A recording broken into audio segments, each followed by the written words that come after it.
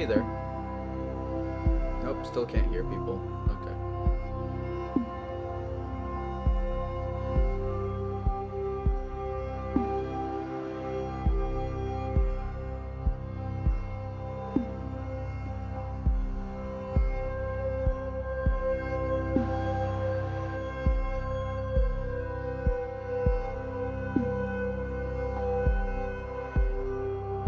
Does that work? Can I hear you?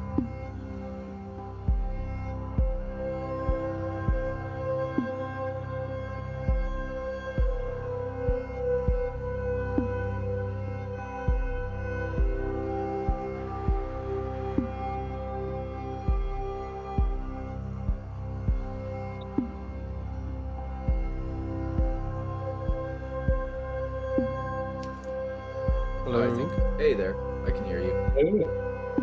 Howdy do. How you doing? A little Can you hear me? stressed. Yeah. You can hear me still? Yeah, I can hear you. Oh, you can hear me now. Okay, good.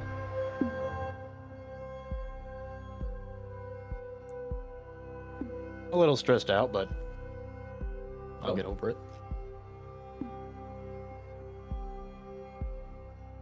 Hopefully it's not me. No, when I was delivering my application forms today, I told you the lady at the reception desk told me I was missing a paper.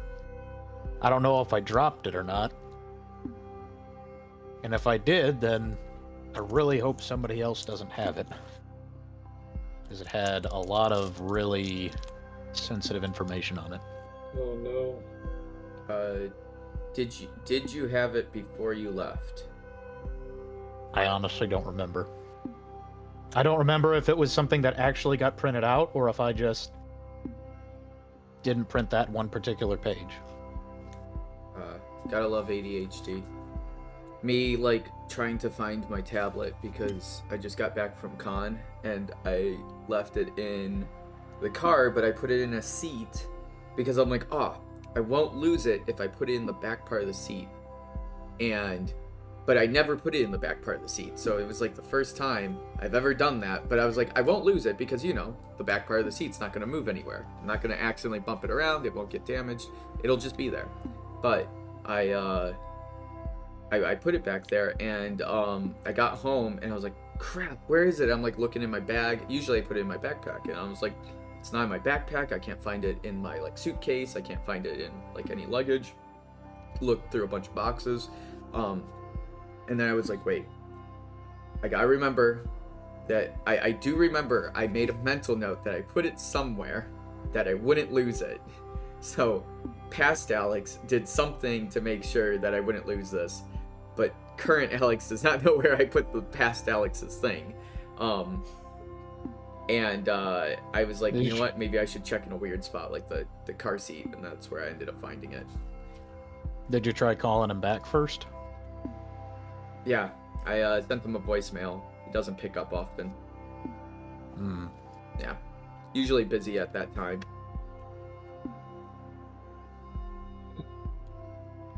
The one problem with that is like I have actually tried to make like little notes about that, but then I forget where I put the note, or it just gets lost in a sea of other things of mental notes, and I'm like, that's not helpful.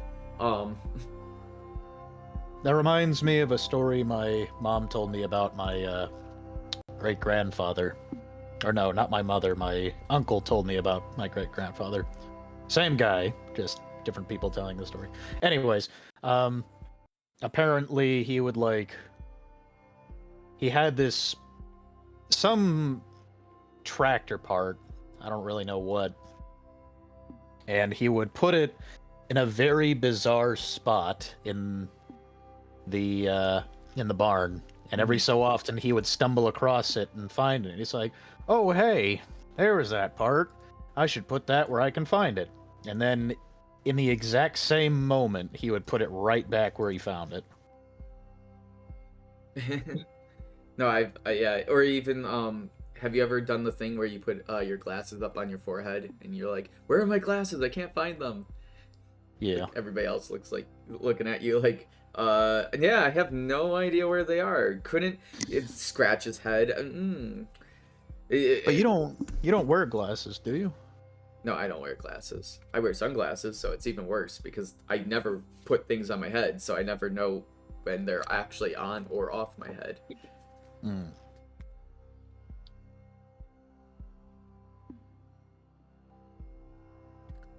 So I was given a puzzle, Oh. and I have yet to solve it. Not because I don't know how to solve it, I just haven't had the time to actually read it. But I was like, that's a cool thing to give out people little puzzles at the con. Oh, neat. Yeah, how was it? Oh yeah, it was fun. I was able to actually walk around most of the convention, get to meet a lot of manufacturers, developers, and stuff. A lot of good connections for publishing.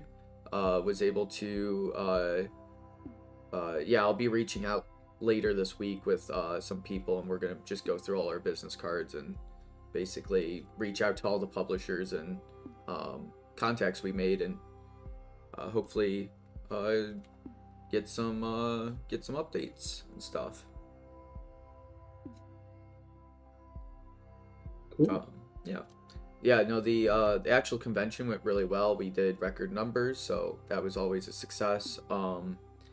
The booth staff was fairly minimal drama, which is always good. Like every con has drama. It's what comes with cons, but you just want to make sure that it's like something is small. You want to contain it and make sure it's small and it's as least as your concern as anybody else's. So when you just have a staff, it's like I can deal with like two people not liking each other. It always just sucks when you start getting into things like Alex, you didn't like coordinate this correctly, or oh, you didn't do this or do that. There was very little of that at all, even, and the stuff that I was supposed to do was covered. A few people dropped the ball, but that's as expected. But ultimately, we did a really great con. A lot of new information, a lot of hype around the booth. So, yeah. Was I one of the people who dropped the ball? Who? Was I? No. I'm more convention related things. No, for specifically like the new upcoming games, I'm not holding anyone to anything right now. And honestly, I didn't have much time to do proper demos. One thing I've learned at going to conventions is nobody wants to learn about your game. Like very little people actually. The reason I would actually take games like Potion Commotion and all these other like Pirate Booty to a con like this is not to do a pitch in front of a publisher with it, because they don't give a shit. They might look at it briefly, but honestly, it's more of just a reference. Like, hey, this thing exists. We can definitely talk about it later. What's more important with those publishers is that you're getting a connection with them and you're learning who works at that studio, because most likely you're talking to a manager and not someone actually making rules decisions. You're usually talking to some person who's like a booth staff marketing person, and they have literally no idea about what's a good game versus a bad game. They might look at the cover and be like, that's cute, but like you have if to talk they to somebody called inventor relations. Oh yeah, what? Inventor relations is what I've been learning is the position title for the person you need to talk to at a publisher. In inventor relations. I've never heard that name. Inventor relations. Yeah. It's a very specific terminology. Yeah. There are multiple matches. I've been seeing it pop up more and more. Okay. So I don't know if people actually list themselves in the game industry as inventor relations, but the concept of what this is essentially someone who does understand the games and does they're mainly the main point of contact to move your game up the line of the command to get into that stage of publishing. One of the hardest parts is finding them, and usually they're very subtle. Sometimes they could even just be one of the staff people, and it's not because they're not good or they're not like high up in the chain of command. They might just not like to do logistics at a convention. They might just like coming to the con, and they'll do a few demo pitches, they'll go to the back and they'll do all the press talking, and you just don't even see them for most of the event. And then that's why when you're going to a con, you want to get knowledge from the staffers to see, hey, who's your manager? Like who's I would love to get like their signature. Like that's a really good in if you can purchase one of their games and be like, hey, can I get the signature from the creator? And they'll be like, yeah, James just left the booth. He'll be back in like 1 to 2 hours or something. You know, like come back then. And he's the guy with the ball cap. Look for him, and you'll be able to get his signature. Then you have an in. It's a really great way to be able to get that communication. I turn my not fangirl into anything, because I'm not really fangirling over anyone, but it is one of the things I like to do is get people's signatures, because what that does is they literally write their name down on their merch. Yes, you do have to actually buy the game, but hopefully if you give a shit about them, you don't mind buying their product. It's a small investment. And if you can get them to sign it, you literally get their name on the box. So you can now associate their name with the game. And now you remember it for life. It's always really incredible, because it's like and then you come back and you're like, oh, hey, James, how you doing? And James is like, damn, I don't even know who you are, but you clearly remember who I am. That you, like, I must be important. Like, it makes them feel good about themselves. And you're like, oh yeah. And then also everybody loves signing their game. So, you know, like that's always a plus. Yeah, for sure. But yeah, it's learning how to get through. If you want to talk to people, you kind of have to make arrangements beforehand to if you want to meet up to do pitching or anything like that. It's best to contact them beforehand and set up a meeting or whatever if they're taking meetings. That does help a ton, yeah. If you're able to get a meeting set up, then they have that time to prepare when they can leave. Because then they can tell their staffers, like, oh, hey, I'm gonna bop out. This guy said he's gonna take about 30 minutes of my time. I'm expecting about 45, and then I'm gonna go to the restroom. I'll see you guys in an hour. That's the conversation they're gonna have when they get that email. And if you specify a time, like, hey, can we set up a time around like a little bit after lunch? I know you might have like a break thing. If you want, we can absolutely change the time, maybe after the con, to do, you know, a meetup or a setting, and that's always super helpful with them. It depends, because if you have that point of contact, super good. If you don't have the point of contact and you're just going blind into that, it's a lot harder. Because if you're just like, hey, I'm a nobody and you don't know who I am, and I'm just randomly reaching out to you with my product, and they're like, okay, cool. It's always an uphill battle, though. Yeah, for sure. I did end up getting a few game pitches that I had to sort through.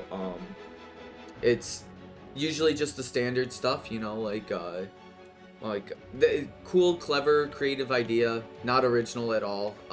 Very, a lot of people who pitch games, I never get girls to pitch games because I don't know why, they just are always scared. But it's always dudes, and they always have the most bro ideas ever. Like, they're like, oh, I want, like, medieval knights, and I want them to fight in a battlefield. And I'm like, so every medieval knight war game ever. I want robots, and I want them to shoot each other. And I'm like, every robot game ever.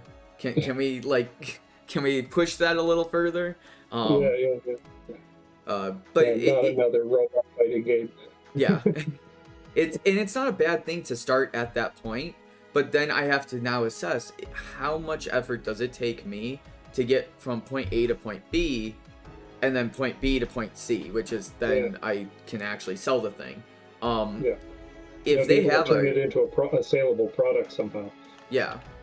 So like thinking outside of the box and like really getting a creative something that sticks is really helpful, because even if like I might not like it, like if they're like, oh, this is the poop. This is one of the games that I actually really liked, and I hate that I like it. The Tapeworm game. If someone pitches me the Tapeworm game, I am taking that to fucking sale immediately. I'm quitting everything. If you come up with a game that's as good as the Tapeworm game. What the hell is the Tapeworm game? You combine tapeworms together to make... It's basically if you mixed Uno and dominoes together. So you have dominoes, but it's like with colors instead of pips. And the tapeworms all connect in a really gross way, and it's made by the guys, or the art's done by the guy who does Super Meat Boy. So Edmund McMillan? Yeah. So absolutely a phenomenal game. I played it, I understood it immediately. We played like 2 rounds of it, and it was so seamless, and I was like, that's the game, that's a winner of a game. I don't know if they know that, but it's...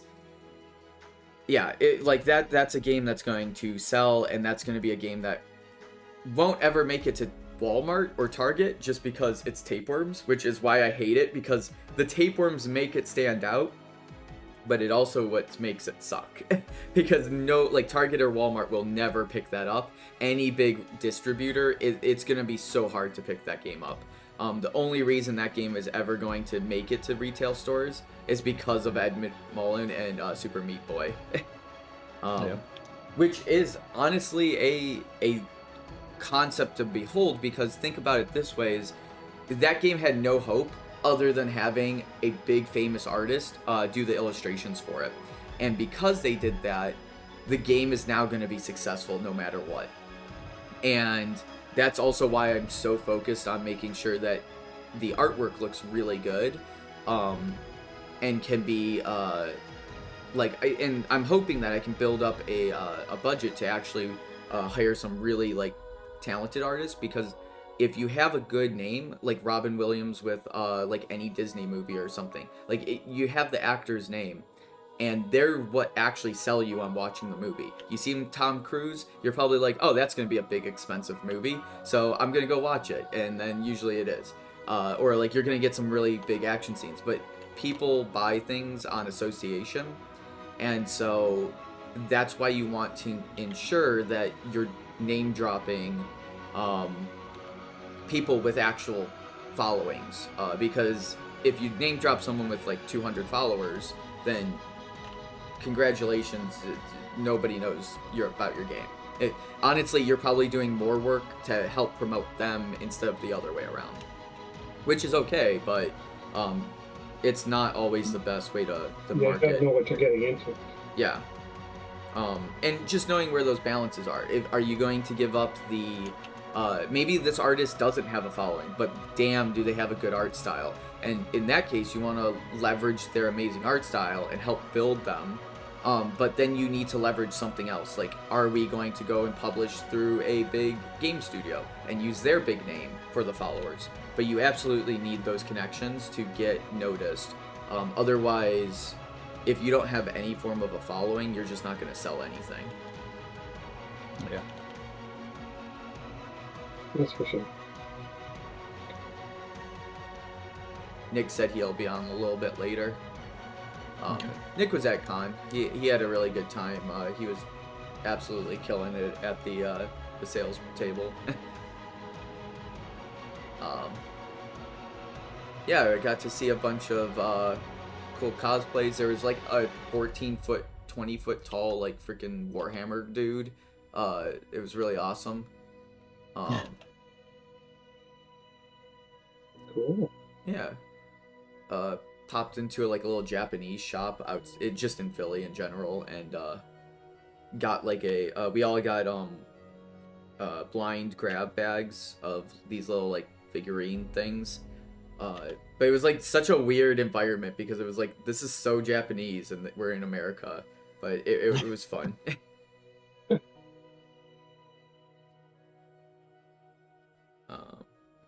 Yeah. So how's everybody doing? I Good. know I know Stu is he's been working on getting set up to go to Breakout Con with me. Um so I'll be Nice. there again. I don't know. Are you going, David? 100%. I'm going Awesome. every So year. yeah, we'll definitely see you there. Yeah. Good. That'll be Yeah. fun. Um Yeah, it was like there was these couple of guys. Like I was telling you that I'm gaming. I'm getting together with Jeff Frazier and this other fellow, Paolo Dude. Um, and we have a chat on Facebook, and Jeff was like, "Who wants to go to what was it? I guess it's Unpub in the yeah, spring." Unplugged was the one that was just happening this past That's weekend. Unpub. Okay, then no, PAX is the one that just happened. Then it's Unpub is the one that happens next spring. Oh, Unpubbed. I thought you said Unplugged. No, Unpub. Oh, okay. Yeah. And but it happens on the very, and we were like, okay, yeah, it's in Baltimore or whatever. Yeah, we were going to Mhm. drive down everything, and then I checked the dates, and it's the exact same date as Breakout. Oh, So we're damn. just going to Breakout instead. Jeff, Gotcha. like Jeff's got family in Toronto, and he drives down with his wife and kids, and I guess parks them at the in-laws or his parents or whoever. I think it's his parents. And anyways, and then goes to the con or whatever. So we're no trip to Baltimore this year. Mhm. We'll be at a Breakout for sure. I'm gonna try my best to have the game I was showing my cell sheet for. Mhm. Remember you commented on my cell sheet. I'm gonna try to have that a physical copy of that ready for Breakout. Yeah, I got absolutely. a new I got a new version of the cell sheet up posted. Mhm. If you want to take a look at it at some point. Sure. Yeah. No. Send that my way. Well, it's up in my channel there where I have posted before. So I think I did see you post. I don't know which group it is. Overview discussion. it's the Cronus Rising discussion. I just took a lot of shit out and put a few more words in. Oh, there it is. Anyways, Well, so yeah. You've got your like logo. You've got the information of how many people can play. One thing that I've been working around, and the age is still fine, I guess, but honestly, I age. find the age to be really weird. Unless it's a kids game, you almost don't need to put the age. But Yeah, like it's really like it should be like, are you baby? Like, is this for like very young kids? The other well, that's why actually I have a on my website. I have a whole breakdown of I think it's in my news section. I have a whole breakdown of all of the ranking systems that I've been trying to push a little bit more because I just hate age ratings because it just doesn't it it makes it also like, oh, this is a baby game for babies. No, it could be actually a very fun game for adults, but it could be played by babies. Like, yeah, it could be played by a 10-year-old or an 8-year-old or whatever. Yeah. yeah, And here's just the the same, I remember, like a lot of the games that I like, they classify themselves as 12 plus. Some even say 14 plus. And my kids, and they're smart kids, but they're not like super geniuses or anything like that. And they were able to play these 12 plus games well before they were 12 years old. Yeah. Easily. They understood the rules very clearly. And that's why, like, I would love to push something more like, I guess that, like, the ERSB rating system, I hate that system too, but it's closer at least because it's like, oh, that's more for how graphic it is. Like, oh, this is going to be too graphic for your kid. That's also why I dislike it, because some kids are a little bit more mature and can handle blood and gore. But then there's also, like, what is defined as graphic? Because some cultures see nudity as very different than blood and gore. Like, I know in Europe, nudity is very open. Like, in Europe, they don't really care about nudity. But in America, it's locked down. If you see a nipple or a penis, it's like, oh no, shut the whole thing down. But over in Europe, if you have gore, oh no, shut that thing down. Like, you can't have gore anywhere in Europe. But in America, you could blow someone's head off and it's still like a T-rated game. But have a nipple and it's not even on the system. It's an A-rated game. It's gotta protect them. Yeah, gotta protect the eyes. But no, that's why I changed it to like a pip for a D6 die, six-sided die for 6 levels of complexity and maturity, I guess. It's like 1 pip is anyone can play, all ages, rulebook not required. Pick up and play, minimum components. Usually it'll take 5 to 30 minutes, and it's a party game. Child-friendly games, family games, things that really anybody can play. You could throw it down and you can accidentally play the game. And honestly, that's sort of where the tapeworm game comes in. Is the tapeworm game, I would even rank maybe like 2 or a 1 at best. And the reason is you could literally put it on the table and you could pick up 3 cards and already come up with some rules of how you want to play the game. The rules kind of guide the players, but it's so simple and well visually explained. You don't need any rules to actually explain. The rules help, obviously. It just cements, rules. But you can look at the game and be like, I get it. Easy as 1, 2, 3. Age range of 8 or older. Again, not a locked in, but that's why I put it as like a subcategory. This isn't a law. It's not for 8 and older. It's just usually 8 and older is where kids start learning how to read and can actually pick up a rules book and start processing that. Or if you teach them yourself, they can absolutely pick it up. So like it's usually 1 rules sheet or a rule book of a couple pages in length.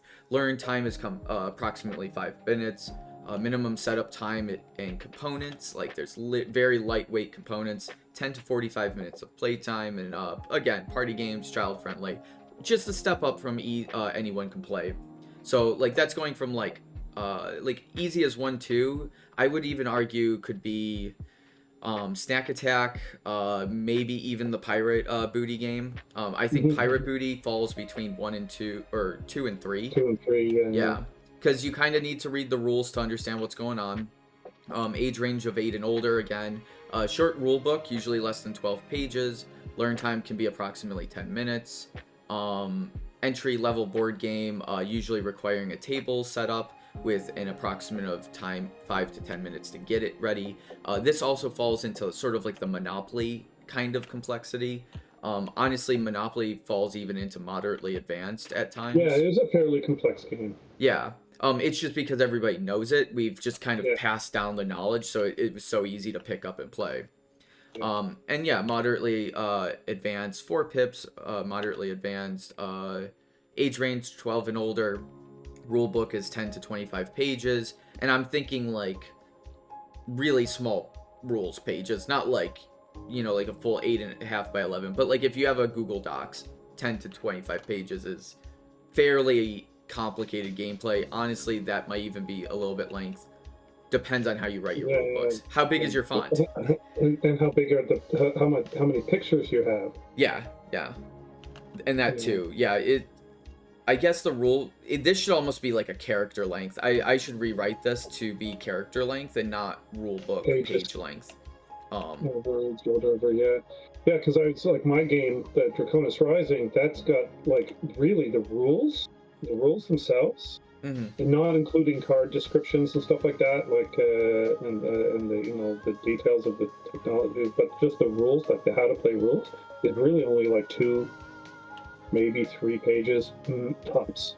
Yeah. But it's a fairly complex game, but like to play, but there's really not a ton of rules that you have to read through. Yeah, that's why I would probably change this to like a character count of how many characters are in the rule book, or even words. I don't know.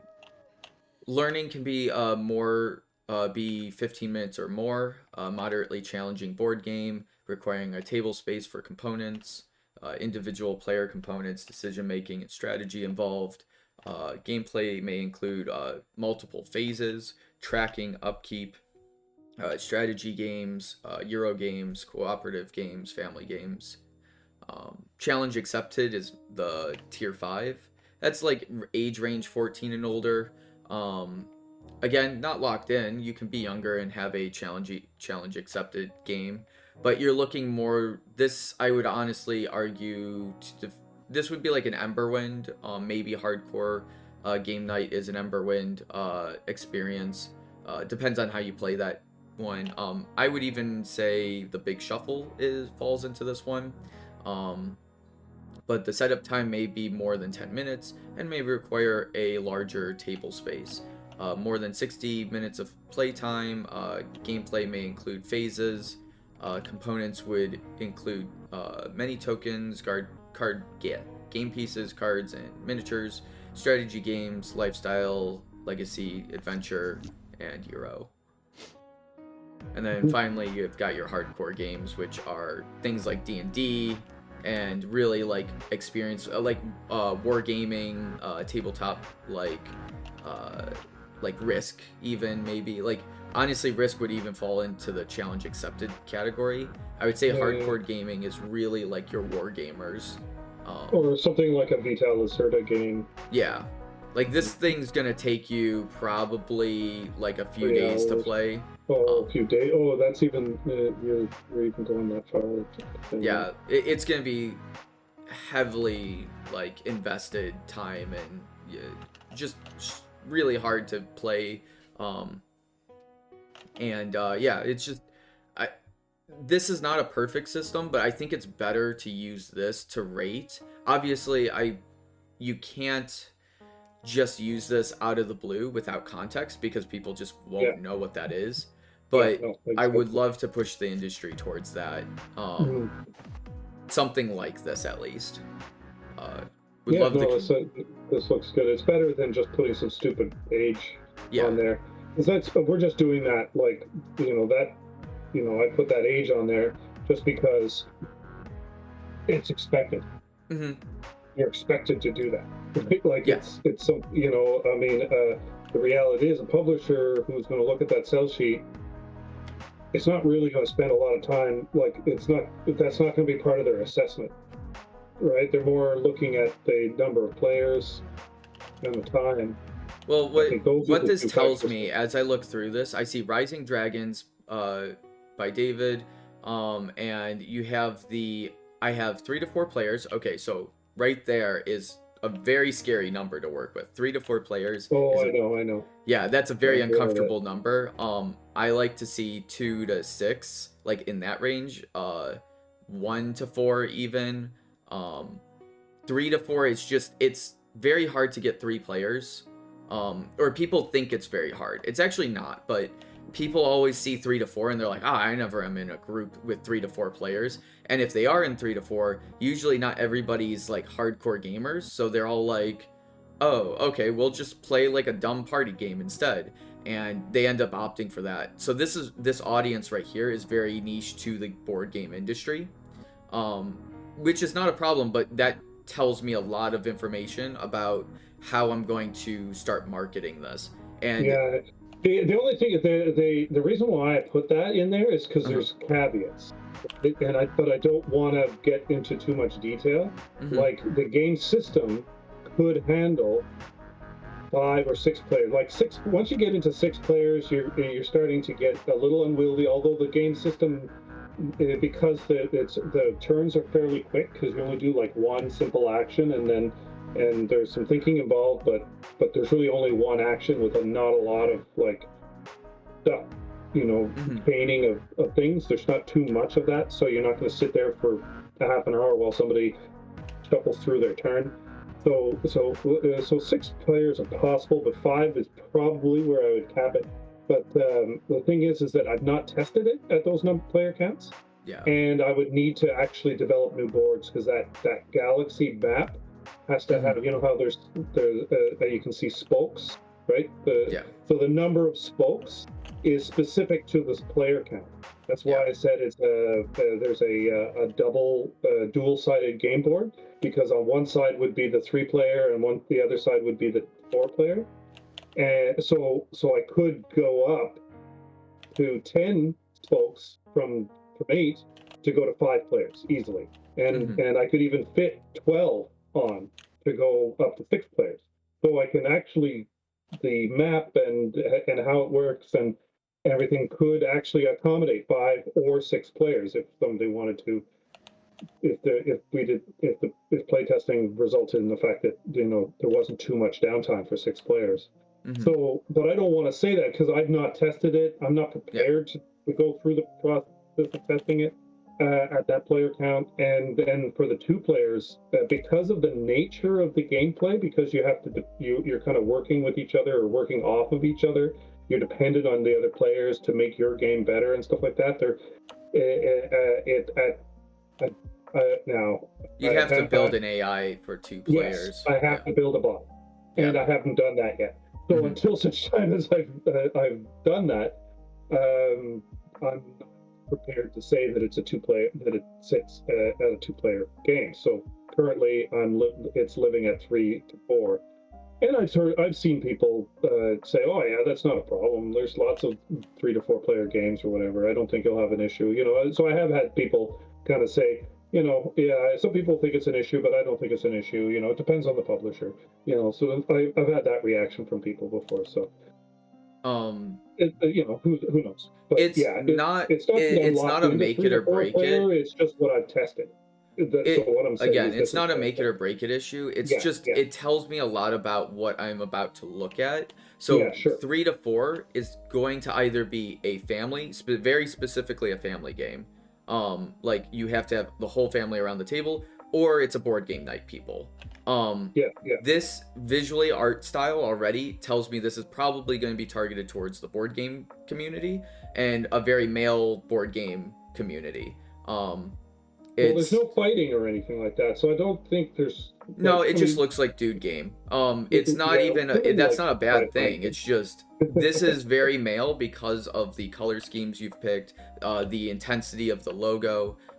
There's nothing comforting. Like there, I don't know. It is very diplomatic as well. It's not so much towards the I don't know. It is and I could pull over like 2 girls and they would look at this and be like, no, that's not my style of game. There are going to be women who like this. I guarantee you though, your majority is going to be a 90-10 Yeah, percent yeah. But ratio. of course, I'm not in charge of what the game looks like ultimately. Hmm. Right? This is just a prototype. So, No, and again, this is just me stating like yeah, yeah, if I were yeah, to yeah, market this as its current state, this is the information I have. yeah, And yeah, yeah, yeah. uh the features, so going more away from the actual game and what it's being presented as, the features right here, I would make these like 2 words. Very bold, just be like you don't even need a bullet, just like have like things like unique action system. Not even unique, just action systems or something. Because unique, it should be unique. It's your game, right? It's Yeah, of course. yeah, yeah, yeah, I don't know what unique interwoven action system means, because interwoven means you're mixing things together. Unique is cool. That's just an obscure word. It's just like cool. Yeah, Everything yeah, here is unique. yeah, The word yeah. Dragon Rising in the logo, that's unique. So that tells me literally nothing about the actual game. Action system is the only thing I see. So cool. I have a interwoven action system. Maybe that's what you do. But I don't know what interwoven action system even means. I know you can explain it to me, but Yes, if I'm the looking words at will this, tell I you. don't know Yeah, what yeah. that means. Multiple paths to victory. Okay, I like that. Uh, multiple endings. Would probably be a better way. Summarizing it in 2 words, like multi-ending or multiple endings. Replayability, lots of replayability. Because as a publisher, you're like, oh, cool, that means people can play it twice, and that means they're gonna want to play more and more and more. Quick turns with continuous play. That's always really good. Honestly, these could be their own bullets. They could be just quick turns, continuous play. Like no phases, no rounds. I do like the explanation that you could even have that as the the parentheses under it, because, or just get rid of continuous play and just say no phases or rounds. Just quick turns, no phases, no rounds. Yeah. No direct conflict. That's interesting because it's like, oh, okay, so it's a cooperation game. That's what I'm getting right now. And then players share benefits while pursuing personal gains or goals. Players share benefits while pursuing personal goals. So it's sort of a co-optional game, a game where we're all working together to defeat a big thing, but also we're building galactic civilization, we're rebuilding galactic civilization, but we also have our own goals in mind, so we might step on some toes. Yeah. I don't know how to quite summarize that, but I think that is an important point. It's probably the most important selling point in the game. If that is true, then I would put that up top. Make that your first thing. In the terms of the features? Yeah. Okay, yeah. I would always put your most important up top, and I would also say no phases, no rounds. That's a really important one. I think that should be really loud. You should have that pretty visual, because no turns or no phases, no rounds means that continuous gameplay is really interesting. I'm like, I want to know what that even means. Like, how do we know what the end of the turn is? Like, it adds questions. And features are okay if you create questions, like action system, but you also have to be able to explain somewhere in this what no phases, no rounds actually looks like. Because you don't want the person to walk away with more questions than when they looked at this. If you can explain that somehow, very good. If you can't, I would just scrap it, because it might just be too confusing. But it is a really cool feature of that. And then multiple paths to victory, that's just a juicy one. That's like, ooh, cool, multiple endings. But also the other thing, though, is a lot of games have multiple endings. That's probably it's pretty common. It's the least unique or interesting aspect. Yeah. Your components actually have a grid, by the way. You have like black lines. There's a black grid, yeah. I would do I would just do your horizontal ones and just do like a silver, like a darker, do a darker black, and then just make the outsides invisible, or match these lines under the components, match that line, and it'll look really nice. It just this looks unfinished.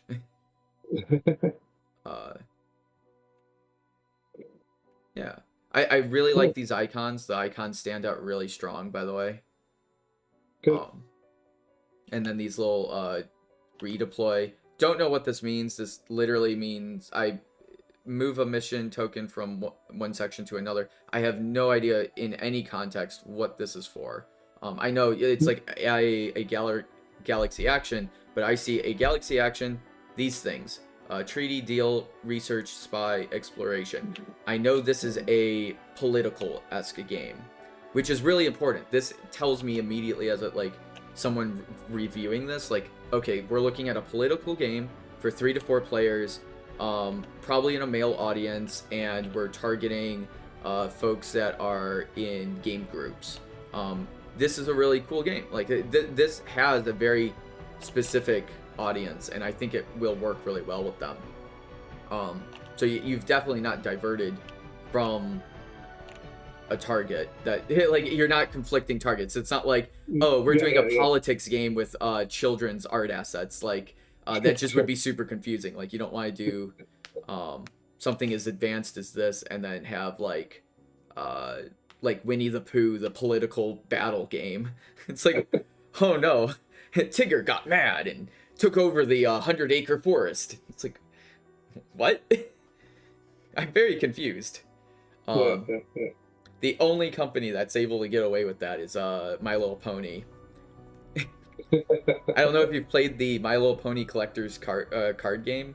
No, that is so freaking advanced. It's like learning mid-tier magic.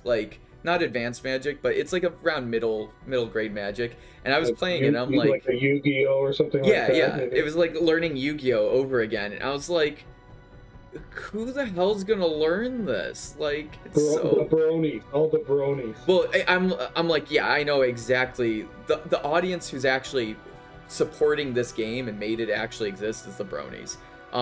There is no little girls who are like for trying to learn the Magic / Yu-Gi-Oh version of My Little Pony. They want like Candyland with My Little Pony on it. Yeah. Not to downgrade them, but it's just like that's just not their focus. That's not their interest. They want cute things, and they have the cute art, but there's just too much words on those cards. I was like, I have to do like advanced strategy. This is exhausting for me. I'm like, I would take a second to like learn how to play. Like I literally 3 game designers were trying to figure out how to play this game, and I'm like, it should not take 3 game designers to figure out how to play a My Little Pony card game. Clearly there was an audience in mind. Yeah, clearly. So an agenda action, I love how you played the board out. This is really good. You have the glow around the board and the cards. I can see all the components. That's really strong. You did a good job graphic designing that. Some of the basic gameplay, a little confusing, not sure what I see its gameplay, but I just don't know what that actually relates to. It's a galaxy action. This is strong. Deploy. I'm deploying something. Redeploying something. Agenda action. I don't know what an agenda action is because it's like I don't know what actions are in this game. Like, what does an action? Well, yeah, because under gameplay, right, it says on your turn you will do 1 of 2 actions, right? And then the galaxy action is to deploy or redeploy up to 2 of the 5 different mission tokens. So the picture of those of the treaty, whatever, those are describing what the mission tokens are, right? Yeah. That's so you're moving mission tokens around. You're moving the specific tokens around. You should say that. You should say I'm moving. Instead of deploy, redeploy, in an action, just say move your mission tokens around the board to take control of the game and really like express what that looks like. And you could even hint to the like deploy your tokens, redeploy your tokens. You don't even need to explain what that is. Just say deploying, redeploying. An agenda action. This would also be a great area to express what continuous play looks like. Like everybody about underneath there, yeah, like everybody's doing this all at the same time. No, that's not what continuous play means. It just means that we don't stop and do an accounting. Oh, okay. At the end of at the end of once everybody's taken a turn, or once everybody's taken 3 turns or whatever, we don't stop and say, okay, now everybody gets income and or everybody has to pay food, or there's no phases, right? There's no and then we all restart. It's my turn, it's your turn, it's your turn, it's your turn, it's my turn again, and that just continues until the end of the game. Yeah. That's what I mean by continuous play. So everybody takes turns, but there's just no stopping and doing an administration phase. Right? We just keep taking turns in turn order until the game ends. That's all. Not sure how I like the you, however, cannot achieve victory. Yeah, I'm not sold on it myself, to tell you the truth. I like what I know what you're saying here. It's like you have to work together to win, but you, however, cannot, like, just say achieve can't achieve a victory on your own. Like, that whole part's just excessive. Yeah. But overall, it's really good. I think I think I need to add a little bit more explanation for the continuous play. Sort of underneath the gameplay. So, but you're saying I can simplify more the galaxy action section? Yeah. You're thinking I could? One of the things that I honestly think a cell sheet is really like, could you hand this to a player and could they pick up and understand the game? Like, if we gave this to Stu, blind handoff, and could he read the, like, quickly glance at it and then tell you what your game is? He probably would get something like I said, like it's a middle range complex game about political and space advantage, something or another. Yeah. That's pretty much correct. Yeah. So, like, I think you've got that almost down. I don't know what the gameplay feels like. It seems like visually it looks like Catan region. I say that very loosely, by the way. But like, if I'm looking for the big name games, this is probably closer to Catan of any major game name I could think of off the top of my head, just visually. Visually, really? Okay. Yeah, like Space Catan or something. But that's also, I am again grossly leading Sure. what this actually is. Yeah, but you're just going on the visual sense or whatever, because it is. It'd probably be at least one, if not two steps higher in complexity than Catan. Okay. Yeah. So, what do people mid heavy, like sort of it's mid heavy kind of like it's maybe not quite, somewhere between 2.75 and 3.25 sort of range. Yeah. I think something along those lines. Yeah, it's something a little higher. Yeah, I would even argue this is probably like a 3 or a 4. Probably a solid 4, honestly. If we're going by the rating system. I don't think it's challenge accepted. I really think challenge accepted is like, you absolutely I was thinking need the BGA ratings, you know, they Oh, rate okay. the BGA complexity or whatever ratings. Is something like Oh yeah, it's they have a around good 3. one too. It's around the 3. It's 3 out of 5, I think. Oh, Like, okay. Yeah. out of Yeah, 5, so I that would think. actually translate very accurately to what I was saying. Yeah, yeah. Your one is, yeah. I would say it's definitely. Yeah, it's definitely. Yeah, it's somewhere between 3 and 4.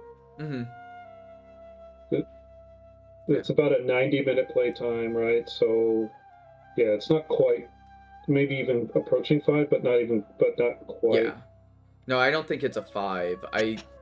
It's not quite approaching. But it's kind of closing in on it. But probably not quite 5. The other thing is as a publisher, you want to look at this and be like, how do I sell, like, how do I pitch this, like, how do I pitch this at a booth, or like, how do I sell this to Walmart? And like, what is Walmart gonna see? Okay, well, Walmart only gives a shit about components and art. If the publisher's taking this, they'll be like, okay, we'll just apply our own artist on it, we'll make it Walmart happy art. But components wise, you actually have very few components. It looks like tiles and tokens, 85, cubes are 30, a little dense. They might try to reduce these numbers, but these are all very flush numbers. These, like, you can cheap out on or whatever. Like, the publisher can figure out how to do that. You don't have like 30 different objects for 30 different things. It's like, you have cubes, you have cards, you have board, you have 32 player pieces. So I have meeples, hexes, discs, rectangles. Okay, you actually have quite a few different things going on in here. It's it's the those player pieces that is the most sort of kind of a big deal. But it is, there's meeples and discs. The screen printed discs you'd have to have screen printed discs or whatever. I mean, I represent them as cogs, like gears. In my illustrations or whatever. Now that would be ideal, but it doesn't necessarily have to be. But that would be I'd want something like that. I mean, I've even thought of having, doing You have minis cards and stuff down like that. here. You only have 30 cards. Do you have another set of cards? Okay, tiles and No, tokens. that's it. Yeah, it's just 30 cards. There's just one set of kind of. There's sort of like there's not a huge depth of them or anything like that. Because No, looking at this though, I feel confident that this game is something that is very playable. Like visually, this looks like a playable state game. Taking it to a booth, one of the things that I would, if public or game designers came to me, even with, it would be really nice if they just had a 5-minute demo of the game that was lore based. Like Snack Attack is like, oh, it's a 2 to 4 player party game, sort of like Uno, but with food. All you have to do is grab 4 pieces of food, throw them on plates, and then whoever has the most plates wins the game. Boom. You know everything about the game. Momnosaur comes around the table. She's going to make you share with everybody else. And watch out for Rex. He's going to lick up that plate clean, and you're going to flip that over just like that. Oh no, look at it. And then grab all the cards, put it in the discard pile. And then that's the Snack Attack demo. If you can come up with like something like that for this game, that'll help your chances a ton, especially at Breakout Con, where if you can demo it in 5 minutes and have them feel like they can play the game at the end of the day, then you're going to be doing really well. Yeah, I'll have to figure something out for sure. Because it's when you explain all of the rules, people get overwhelmed. So you want to make sure that they're integrated in the play of the rules. So like almost like walk them through playing the game as if like you were with your friends, being like, okay, I'm not going to explain any of the rules. We're just going to start playing. Here, have some cards. You're going to do, this is the card that you're going to read. Do this card on your turn. Okay? And we're going to walk through that. You just do step 1, step 2, step 3. It's not the most optimal turn, but that's how you do it. Yeah, like the is it Wingspan? Yeah. As the first game, they have each of the players like step through the first few turns or whatever, first 2 turns or something like that. Yeah, have it all mapped out already. Yeah, it's a good idea. Yeah, for sure.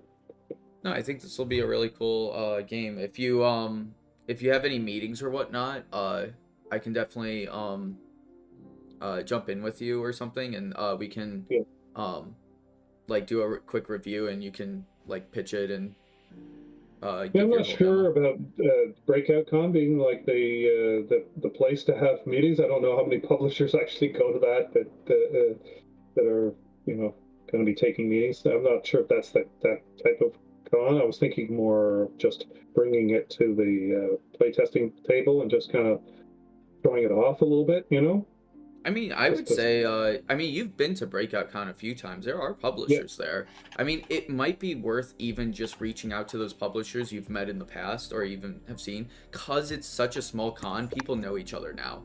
Like, I've been going for a few years. I actually know faces who are showing up every year, like yourself. And that alone is enough to help get you into the con. So if you have someone's business card from last year, just shoot them a message. Be like, hey, I have a new game that I want to show you. Do you mind if we do a meetup? And if obviously they can say yes or no, or hey, I won't be at this con this year. Sorry, it doesn't look like it's gonna work out.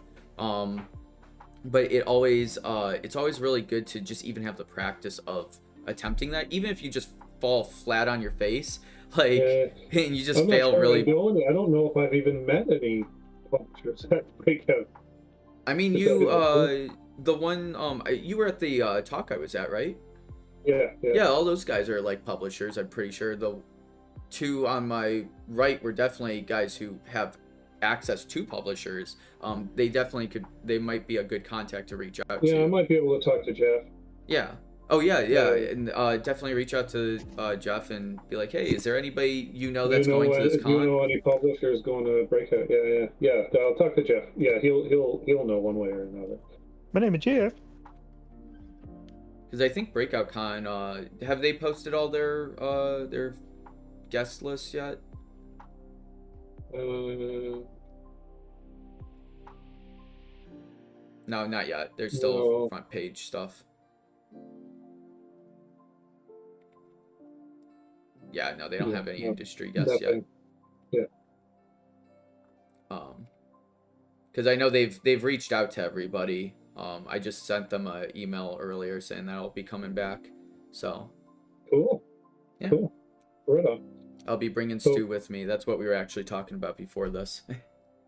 Nice. It'll be good to meet you in person, Stu. It'll be fun. Stu's like, oh no, I have to talk to people. I was gonna sit in the hotel and cry in a corner. I was gonna At look least out you're on the Toronto cityscape and yeah. and smolder and brood. That's it, brood. Game design, my life and passion, something I can't do, but it's so close. No, it's not even remotely close. Has a Batman hood on. Yeah. So I have a new version of the of my RPG game. Sure. You want to do a quick run through of that? I wouldn't mind, showing that off a little bit. Here, I would put the invite. Oh, that's weird. Stu, at some point this week, do you want to go over rules editing? Sure. Because I think Breakout Con might be a really good place to debut Potion Commotion. Okay. I think that might be a good focal launch point. And then I'm hoping, depending on how things work out, we'll actually be able to get the artist that I was talking to for Pirate Booty, actually, to work on some art for that. I'm just trying to get a decent pricing from them because they are kind of expensive, but I might have some opportunities that I can. Oh, I know why. Okay, hold on. I have to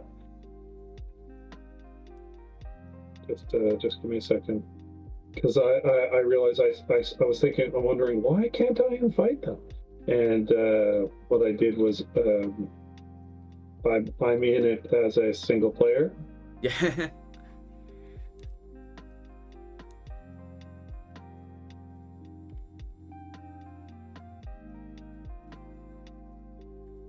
I'm so close. I have 5 more achievements for Tabletop Sim.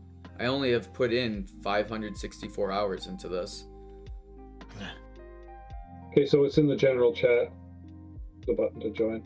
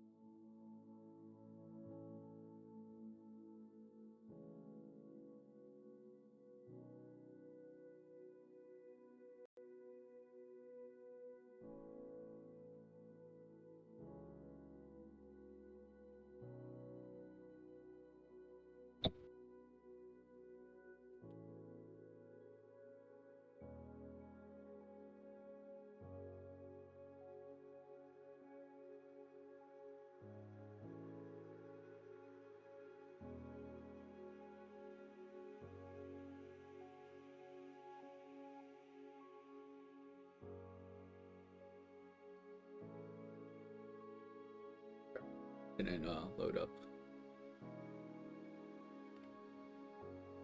Join. There we go.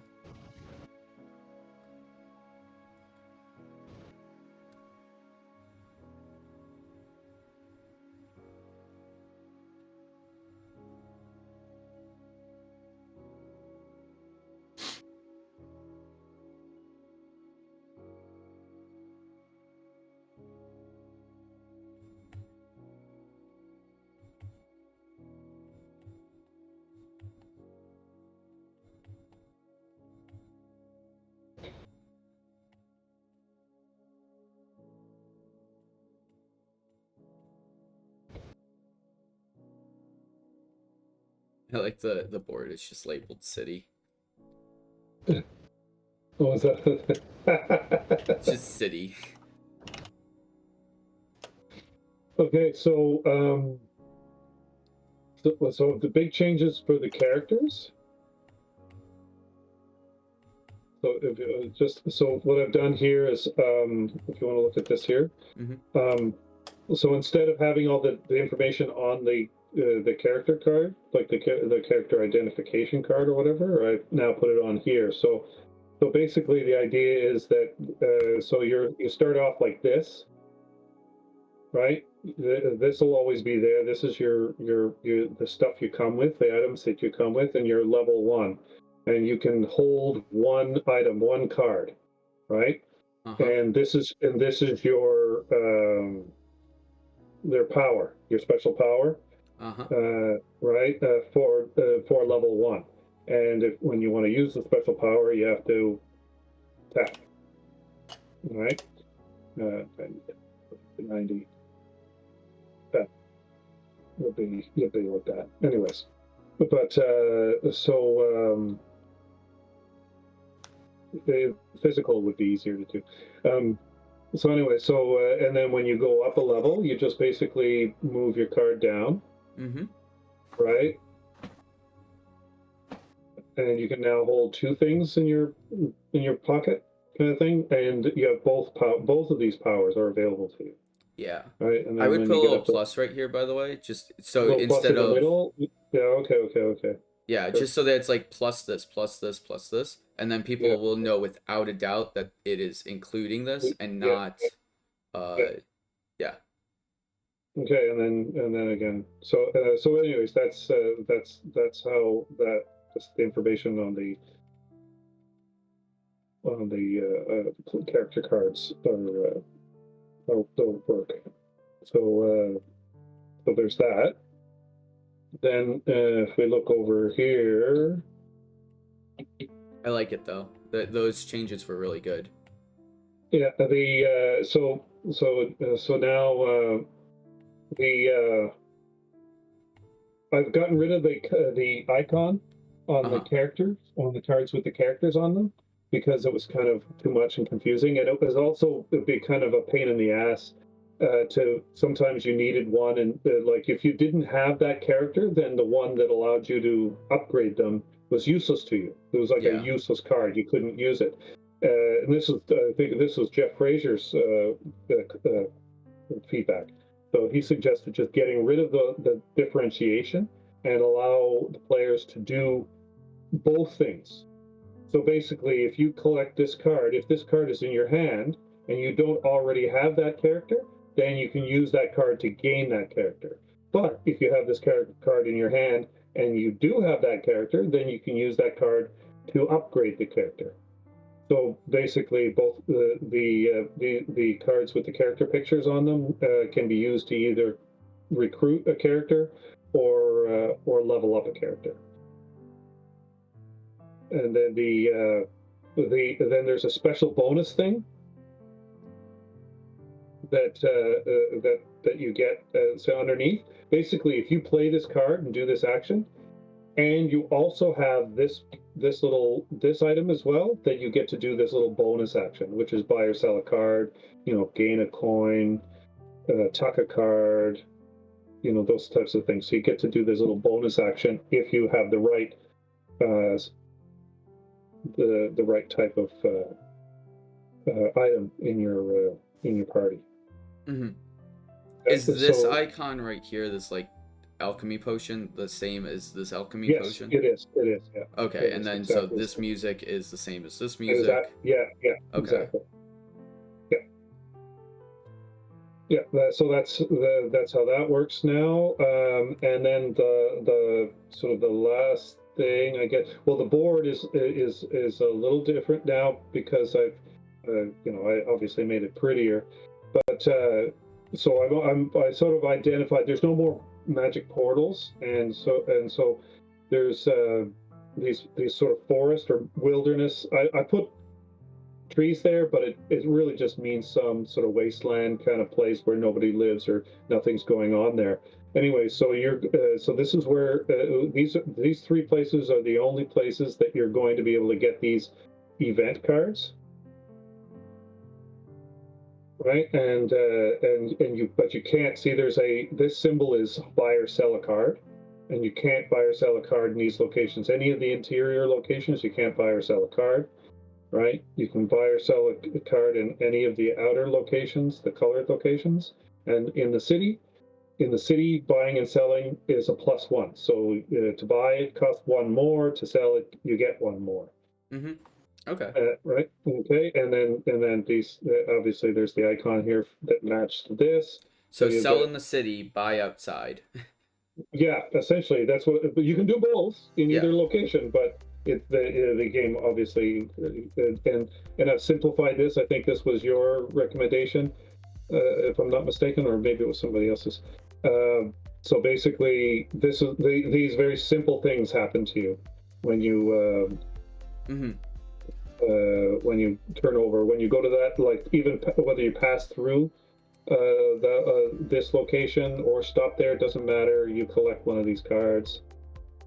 You encounter somebody. Basically, you have an encounter of some kind, and that results in you gaining damage or being able to tuck a card or whatever the thing happens. And then finally, over here, we have all the quests. It turned out that adding quests really makes the game. Okay. But I couldn't really do it exactly the way I remember you're the one that kind of brought up the whole concept of quests or whatever, and I couldn't think of a way to do it quite the way you had suggested. So I went this way. Okay. And so so basically you have to do a quest level 1 before you can do a quest level 2, and before you can do a quest level 3 kind of thing, right? So you have to follow the order. Okay. So these locations, this is like basically to complete this quest, you have to go to the location in the top corner, and you have to have all the things. And can you only complete one quest?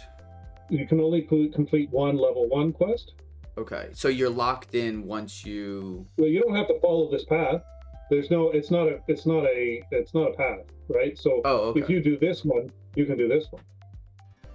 Okay. You can do any. You just have to have the one quest completed. Yes. Okay. Yes. You know, I set it up in this grid or whatever, and I wasn't sure whether to have just the level 1s out and then deal the other ones. It's hard to tell because, like, when do you decide? Is it when everybody gets the level 1? But then if somebody gets a level 1, they need to be able to see the level 2 so they can start working towards them and stuff. So I decided to just have them all out. And so, but the idea is that the game will end when somebody completes a level 3 quest. Okay. But it was kind of when I play tested it with Jeff and Al, and we thought that they thought that just depending on the quest for winning and losing and stuff was not it.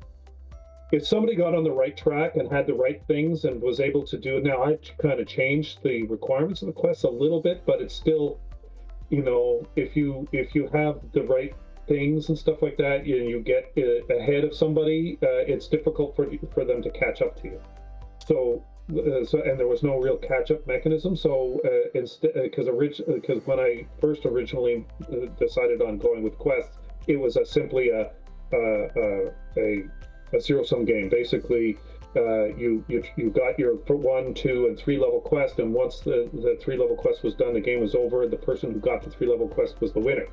And it was felt through our playtest that was a bit too harsh, and it was hard for people that got behind to catch up, right? Because that person who was the first person to get that level 1 was likely to be the first person to get the level 2, and likely to be the person to win the game. So I reverted back to points, even though the end of the game is still the first level 3 quest to go. But there's like the points and graduated. You know, it's a harder quest is going to give you more points. So it's going to take you a little bit longer, and are you going to do that? Plus, you can also get points from collecting gems. So there's an alternate, and I mean, if you collect a lot of gems, there's a fair amount of points there. So even if you get behind in the quest collecting, you could still get do decently by getting points for gems. So anyway, so that's currently that's where I'm at with the game. I have not yet play tested this new version. Gotcha. I could see the that's yeah, you have like a whole grid here of quests that you can complete. And yeah, so the points go up. So these ones are fairly easy, but obviously give you much less points. So even if you get all three of the first ones, it's 1, 6, 9, so like 15 points. 15, yeah. And then you've got whereas the highest 33 level 3 quest is 12 points. Yeah. But it all kind of evens out, like sort of basically, because I used the maximum number of points to get, if you get all 6 gems, is 21 points, right? And so this is 24. Okay. And I've added, basically I averaged the average points, you can get, like the sort of from each level 1, level 2, level 3, to combine level 1, level 2, level 3, the average points for each of them or whatever, essentially it all works out to about 21 points. Okay. And so if I have gems at the end of the game, I get bonus points? You get those points, yeah. Oh, okay. So for every unique gem that you have, you go up one. Oh, okay, that's unique. Okay. Step. Gotcha. Yeah, that's a non-equal sign between each of the gems. Yeah. It makes sense. Yeah. It's always really hard to show, like, you almost need an icon just for gems in this case, like just like the gem icon with like 4 or 5 gems, and then just be like 1 of these gems, 3 of these gems, because whenever you do this, it's like, oh, is it just 1 red gem, 1 or 3 yellow gems, 6 blue ones, or is it when I get, or are all red gems 1 point and green gems 21 points? Like this could be misinterpreted. But I've seen this done way before. One prime example, I don't know if you've ever played the game Yokohama. Anyways, you have to get these sort of flags, right? Mm-hmm. And that's how they display, and you get points for however many unique flags you have. So and they lay it out just like this in that game. So I figured if it's good for them, then it's good enough for me. For now, anyways. Mm-hmm. Yeah, this has a few different questions going on. It's easily once you explain it, it makes sense. It's just visually right off the bat, it's a little confusing because that's green ones. Where's the green ones? It's like 21 points. Because there's a column situation going on. Yeah, that's true. You think that the numbers relate to the gems, but they don't actually. Yeah. So you've got your 1 through 12, and then you have you have the gems over here. But because I have to spend 5 gems, correct, to get. You don't spend them. Oh, okay. You have to have them. Yes. Yeah. None of this is a spend. Can I get 2 level 2 quests? Currently, I have it in my mind that no. Okay. Like I thought about it, whether I should allow people to get multiple quests of the same level, but currently the idea is that once you get level 1, then the next thing you do is get level 2. Sort of. Because I definitely don't want somebody to go through and collect 3 of the 4 level 1 quests, and then now somebody's out of luck. Yeah, that's also what I was thinking. Is if I take one of these, by the way, this quest is done. Yes. Okay. Yeah. You can't go and take.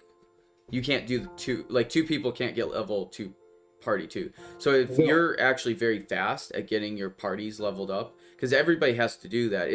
It's weird because if you're very fast at the game, you can snag quest 1, but you're going to get very few points. But Yeah. that will set you up to get the higher level, like you'll have more time to work on quest 2.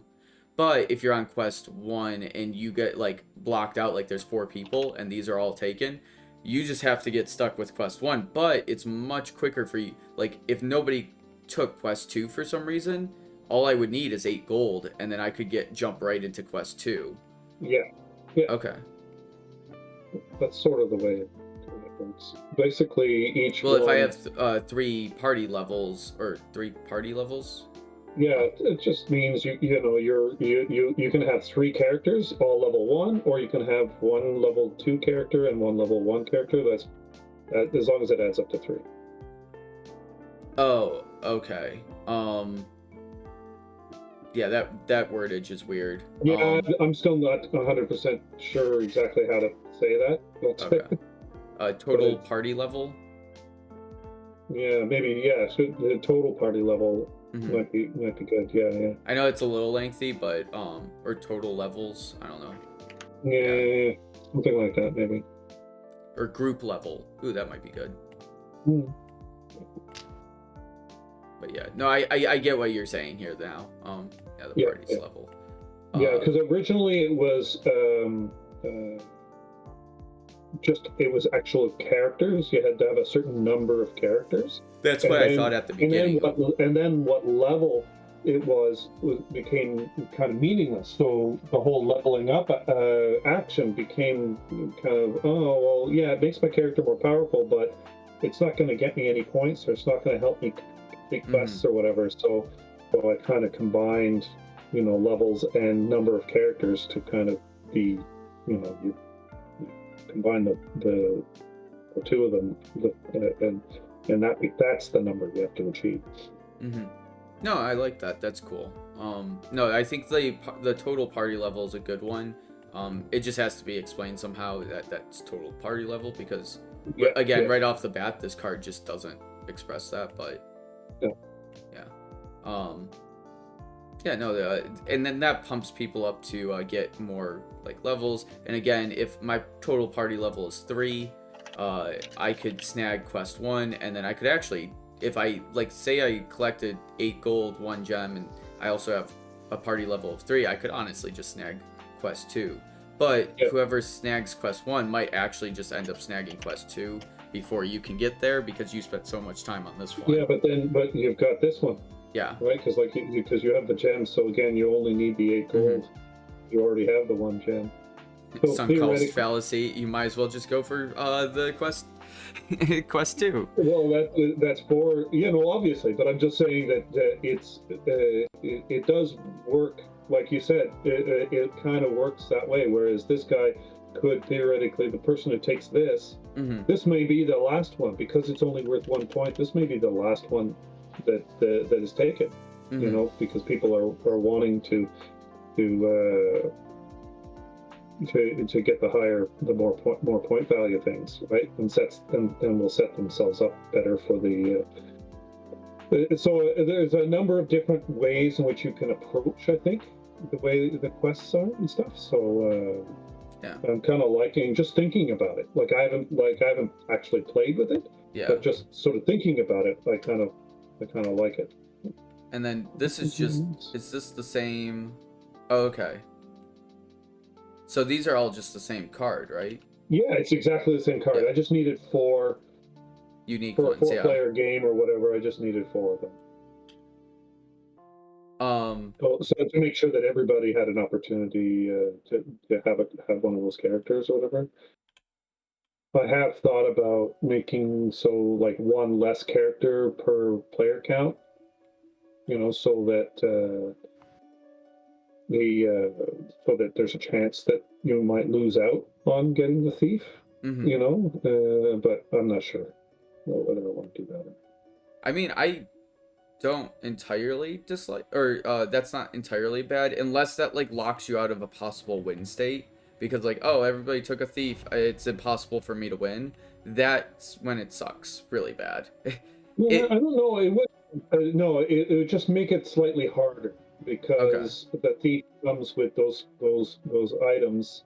You can get those items from cards, So the thief only makes it a little easier to execute certain card actions, Mm-hmm.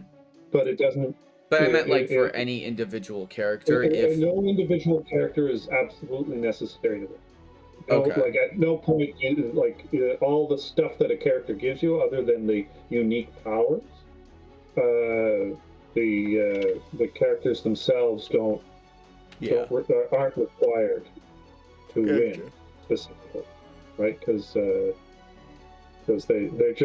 they're just giving you the set of items that go with that color. Mm-hmm. That's really all the character's doing, right? And because they have those items, it makes it a little easier to do the actions related to that color. Oh, I'm sorry. yeah. I didn't realize I that just was put a some. thing in there. I was like, oh, this is cool. I can click It's on a that. junk chest. Yeah, it's a junk chest. Okay. I just put some old junk in it. I did use it. There was tiles were part of the game before, but Mm-hmm. These are the. those are the gems. Yeah, yeah. I changed and I've made we found that it's you're not going to really notice it. It's not one of those changes to the game that nobody's ever going to notice really. Mm-hmm. Is that I made the items required to do an action a little less tied, just There. slightly less tied to the color. Yeah. Because it used to be very locked in that if you had the bard, then you're kind of going for orange and green. Mm-hmm. But and it was very difficult for you to do the other things and so on, and you had no incentive to get the items related to the other colors and stuff. Mm-hmm. And so now I've expanded it so the stuff on yellow cards, not only do they have the items from green and orange, they also have items from blue and red. Gotcha. Right, and so you're kind of encouraged to get the items of the other colors, and that special bonus, a little bonus that you get for doing the action if you have a certain item. That item is always the from the color that is opposite to the color of the card. Mm-hmm. Right. So if it's a yellow card, then the items that give you those special bonuses are going to be the purple colors, the purple items for purple, right? Like the Gotcha. so it encourages you to kind of expand around the color wheel a little bit and get more different items and stuff. And then as you're encouraged to get more different items, that opens the game up and allows you to do actions for colors that are not as strictly tied to yellow, orange, or green if you happen to be the bard kind of thing. So it just we found that the colors were too interlocked, Mm-hmm. and that you got trapped in a certain color set by Mm-hmm. your starting character. And so I tried to make that a little bit more variable. Okay, I see. It gives you a starting point at least, because it's like, oh, cool. Okay, I need this. I need to keep the eye out for the yellow ones, but this I actually really like this bottom part now that you mentioned it, because you're like, oh, this is now the opposite. So yellow, you're gonna have a purple thing, and the purple thing, I would Kind of yellow. Yeah.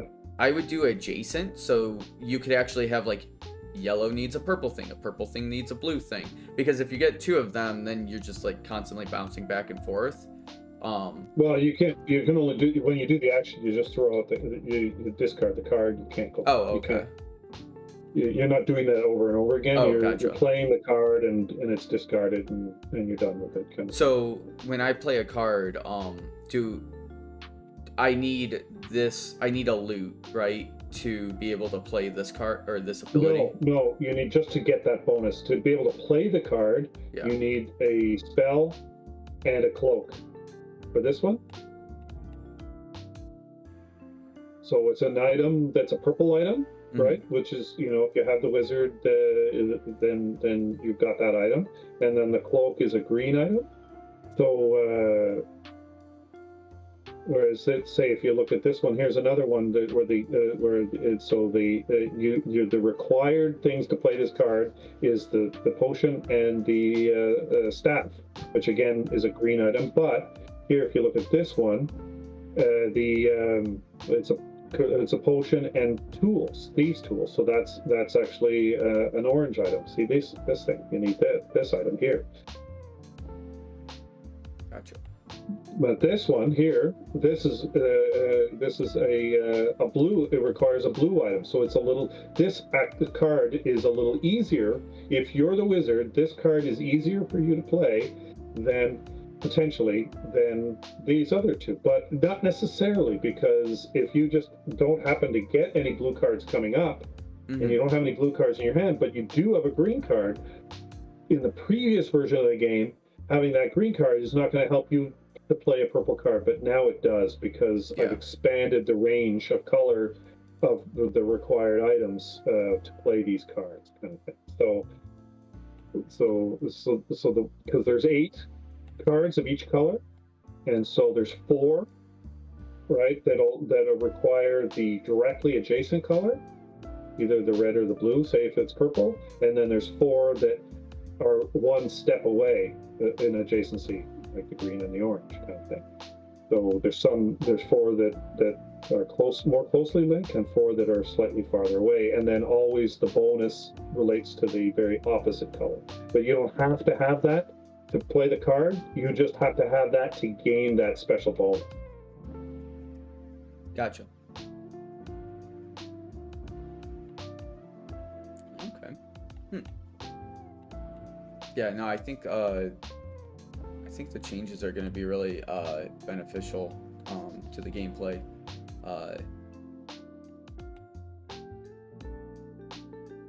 Yeah, I'm excited about it. Cool. Do you want to do like just one quick round? We can like do like first person to like, or like we can all try to go for one quest or something, or first person to the first quest. Yeah. So everybody gets 30 coins. 30?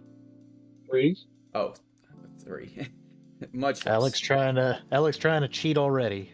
And grab as everybody has already grabbed a color, so grab the character of your color.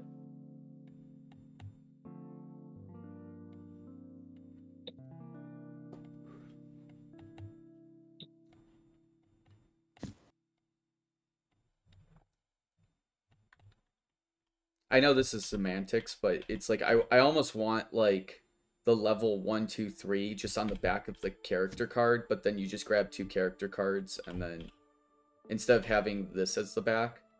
Okay, I see, yeah. And then you would just print 8 of them. It's still the same amount of cards. It's just 1 print instead of 2. Very minor, but honestly, it's fine as is. I would put this icon though in like the bottom corner of your cleric or somewhere on the card, just as a little reminder, being like, hey, this is who you are. Because oh wait, never mind, we're all the same. Yeah, this is just a generic. I just needed a back for the deck of cards or whatever. So. Oh yeah, in that case, I would definitely try to just put the level 1, 2, and 3 on the same card, and then just you have 2 of them, so you're just like, there we go. Because I do understand the importance of covering them. That's actually really helpful. I like this visual. I just feel like you have so much wasted space on the back of these cards, and you never actually look at the back. Like, there's no reason they should be flipped over. No, there isn't any. No, there doesn't need to be a back. No, that's a good idea. It makes sense. But, for printing or whatever. It's such a minor thing. It's not like it's going to make or break the game kind of thing. Like, that'll be like a 5-cent difference, but it's just one of those, like, I don't know what you could use, like, or even if the back of these cards had just like a quick rules, like one of these, like if you had this right there on the back, this is the same. I would actually just put this on the back and then put the icons on the other back of the other card, and then you have everything in front of every person at all times. Yeah, and they can just look at it Yeah, whenever they feel like it. Yeah. Okay, so everybody gets 4 cards. I think rules would be the best place to, or like just turn. Yeah, your turn, like base. Get out of here, Stu. Moving you over. It's my domain.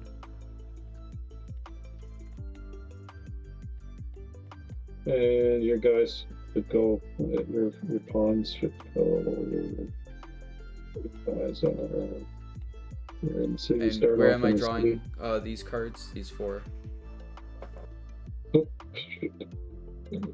from here, from this stack here. Oh, okay. There's the purple pawn. Way to go. Can I take 4 of these? Yeah. Where'd the purple pawn go? What's that? Where'd the purple pawn go? I can't hear a word you're saying. Where did the purple pawn go? Oh, did my... It's like your mic is just... It's like you're Hello? talking through a... I mean, I can hear you. It's just, it doesn't sound clear. Oh, that's weird. All I'm hearing is purple bongo. Because it was working just fine before, right? I'm hearing you now. You come in Oh. clear. I don't know. That's just Oh. like whatever. It's just, I think it glitched out every single time you said whatever. Purple followed. pawn. Where did the purple pawn go is what I'm asking. Okay. Sorry. But we don't know where it went. For some reason, I heard purple bong. I heard purple pawn, and then it just like cut off there, and I was like, oh, yeah. I don't know where the purple pawn is. Here, let's grab this. Just copy one of ours and change the color there, maybe. Yeah, sure. Oh wait, here that is. Got it. Oh, it went back in the bag. Okay. Well, I mean, Bag of your pawns. Wait, so that's how we determine turn order is I was gonna say, maybe you two shouldn't be the same color. we're not. No. Don't play this colorblind trick with me. You're both red. No, I'm green and he's blue. I am not crazy. These are both red. That's interesting. Whatever this inside joke is. No, there's no inside joke. That's I can't tell if Stu is just screwing with us or if he's actually. Look, I'll take a screenshot. Okay, now it turns green. What? I find that sometimes you just have to change the shade, and TTS is weird with color. See, look, both red. Okay, now they're both the right color. Wait, where? I need to see this. I put it in group chat. Yeah, I see it. That's interesting. Yeah, I've had TTS do that before. What? It was messing with me. What? Okay. I just changed the shading. I just changed the shading slightly, and then it. Oh my Yeah, God. now they're both correct. I was just like, I thought, Stu, I thought you were just on the most like colorblind like battle of your life right there. Just realization. I was like, dude, those are very much different colors. I don't know how you're getting red because I've never heard colorblind people say green is red, but maybe that's something that you just, I was like, is it just brown and reds and oranges and greens and blues are just all brown to you? So you just assumed it was both red? Like my brain was like going 40 different directions there. I was like, how the fuck is it? It's You see it red. I thought you guys were messing with me. my dude's seeing red. He's so angry. No, I'm just like on the worst drug trip ever. Okay, so we need to do. We're going to draft.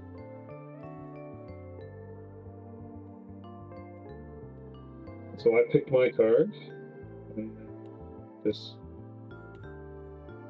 goes to Stu. I 100% do not remember how to play. That's okay. That's Okay, why now do you you? Now you gave you me a red one. Yeah, why did you switch the purple with the red one? I didn't do that. Now he's trying to mess with me. Oh, there's no more pawns in the thing. Must be a shame. Oh, you put them all there. Yeah, okay, I see.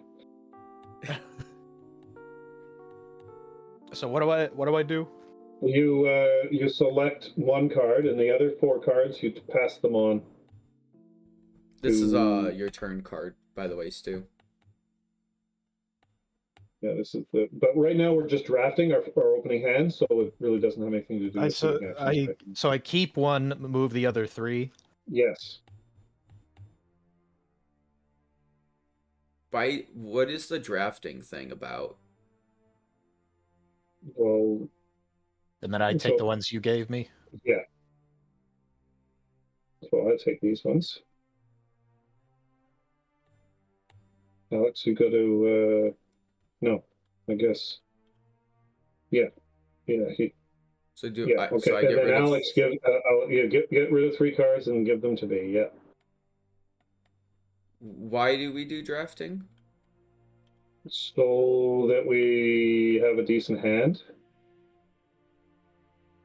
Okay.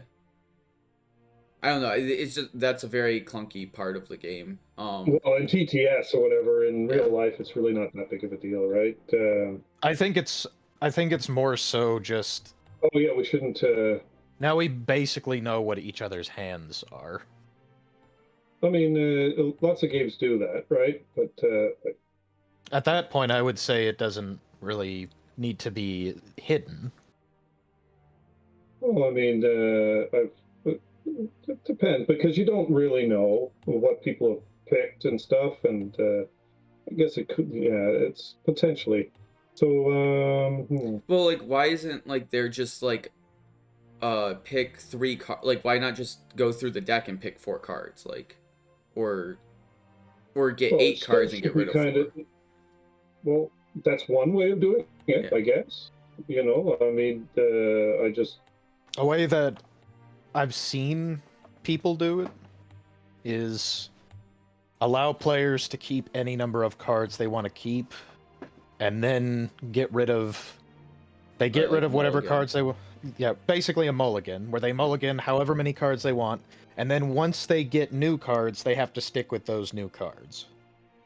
Yeah. I think it gives a bit more control, because I would have almost liked to keep some of those cards that I gave you, but the fact that I can't keep them all is.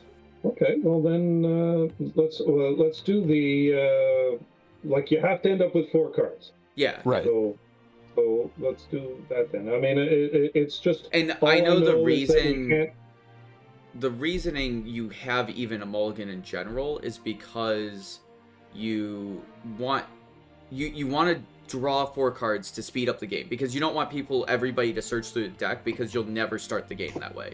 So having them just pick 4 cards always really sucks. Having them but also having but having them do like a weird, like, or having them pick 8 cards and then get rid of 4, or like do a mulligan thing. I don't know, there's like a lot of different things you can do with that, obviously, and I don't know, the one that you picked doesn't seem like it gives enough value to the actual start of the game, and just slows everything down. Okay. Yeah. So I like the idea of doing 8 cards and then just getting rid of 4. Mm-hmm. Because that's a very simple way of doing it. And then you have all of the options that you kind of need, and then just cleaning up your hand. Because if it's mainly for just, you know, like having control. Yeah, it's just it's not so much control as you want to be able to not get trapped. Well, if this is my first time playing, I will not know what being trapped is. Like, I don't even know how to set up to be not trapped. All of these cards mean nothing to me at this point. Well, like, I don't know how to utilize them. You need to have cards that respond to the symbols on your character. So you need to have cards that I want blue require those symbols. So that's essentially what you want. You want cards that are going to be, if you're blue, you're looking for purple and green cards. Yeah. Right? If you're purple, you're looking for blue and red cards, essentially.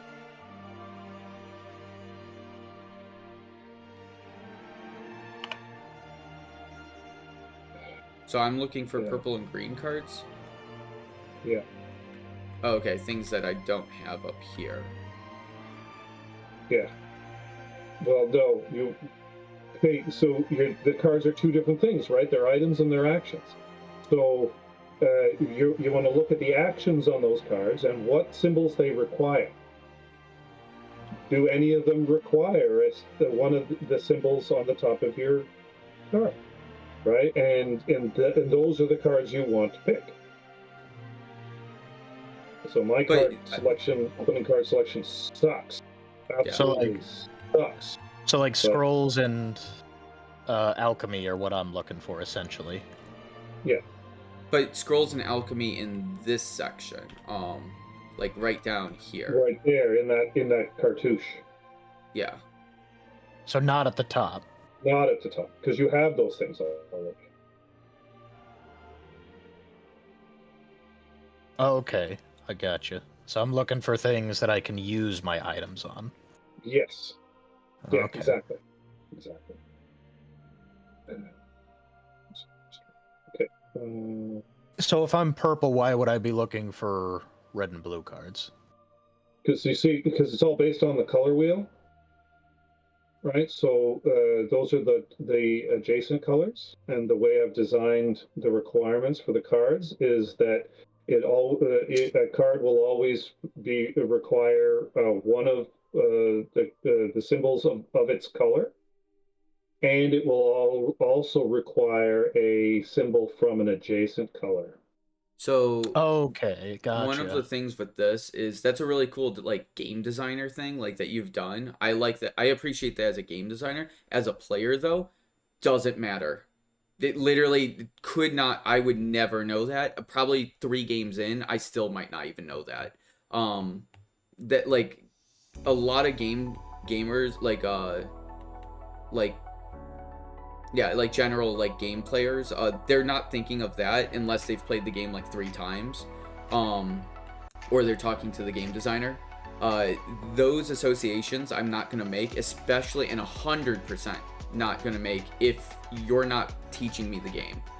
If I was reading the rule book, I would be like, I have all 4 of these cards, have no idea what they mean. I'm honestly, the first thing I would think is, oh, I want blue cards because I'm the blue guy. So I'm gonna keep all the blue cards. Well, that's fine because blue cards are fine.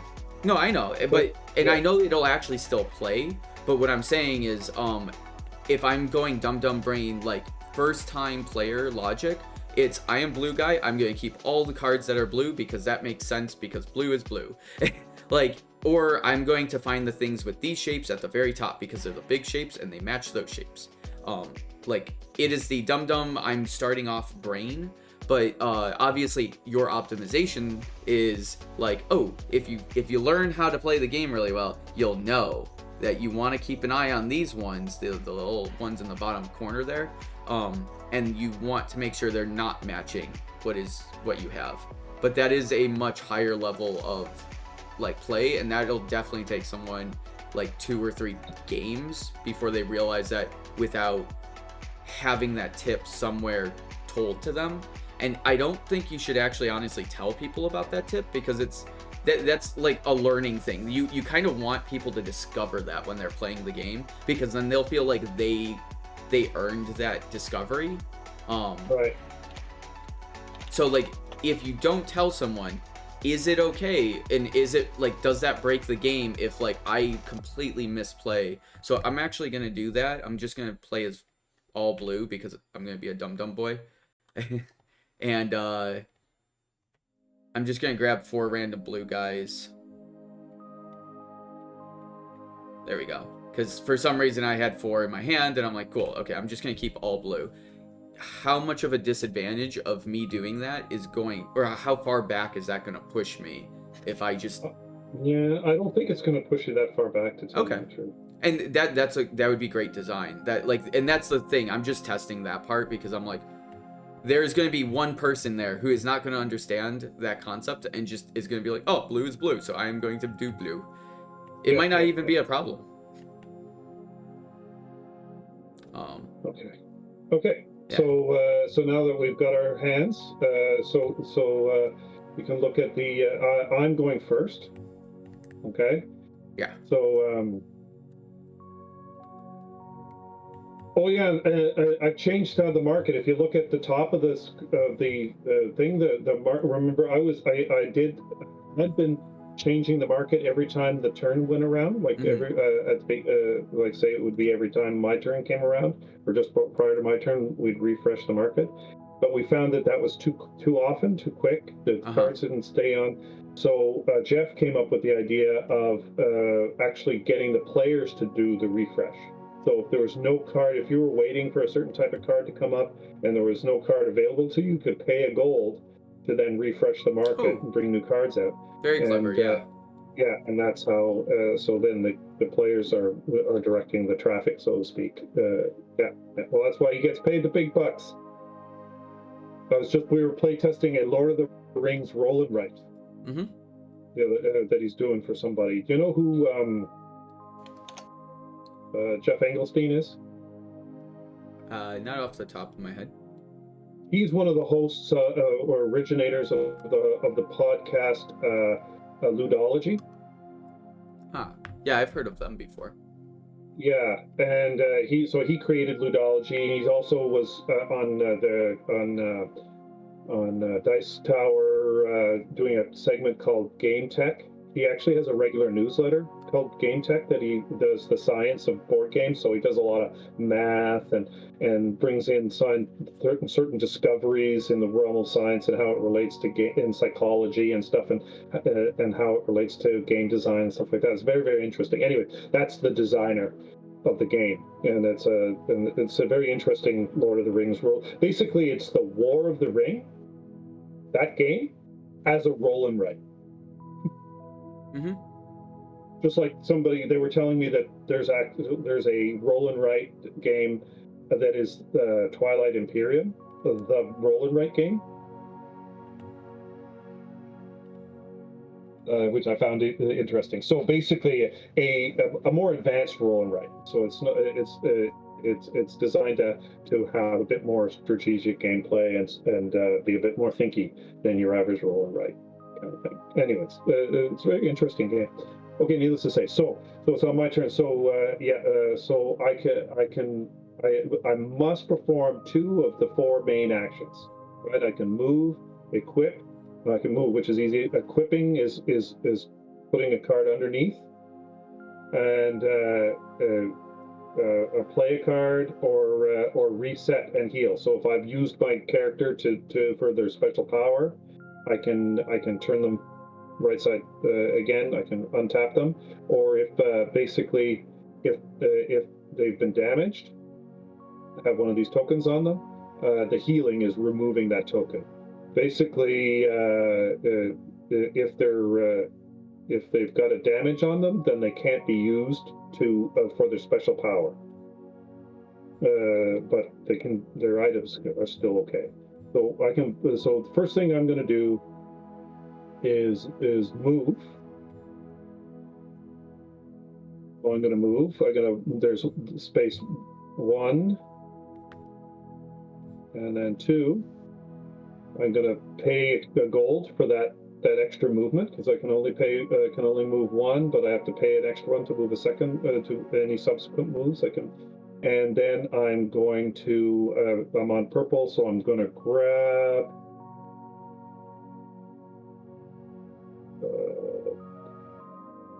let's go with,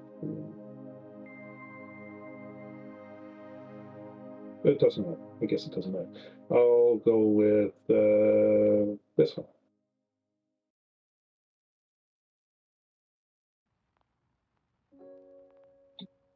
For free.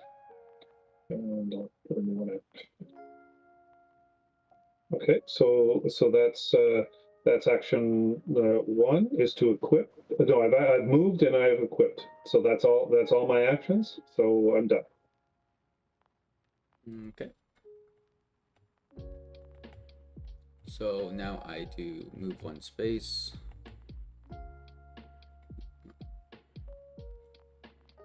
Damn, 1 space doesn't get you very far. How did you... Oh, okay. You must perform 2 of the 4 main. So I can move twice, right?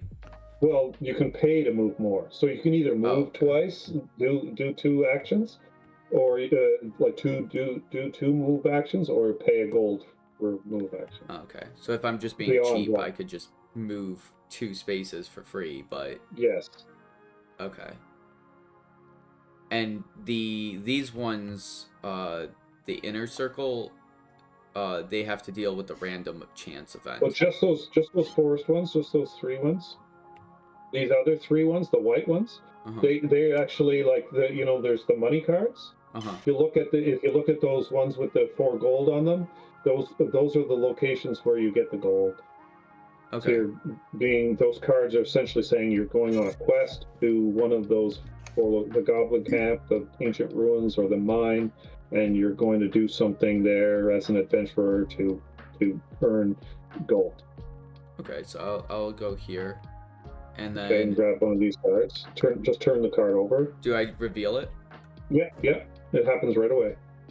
Okay, so you get a free tuck. So you can equip a card for free. Okay. So this is the part where was not beneficial to keep blue. Yeah, that's the. I mean, you don't have to do it. When do I get to do it?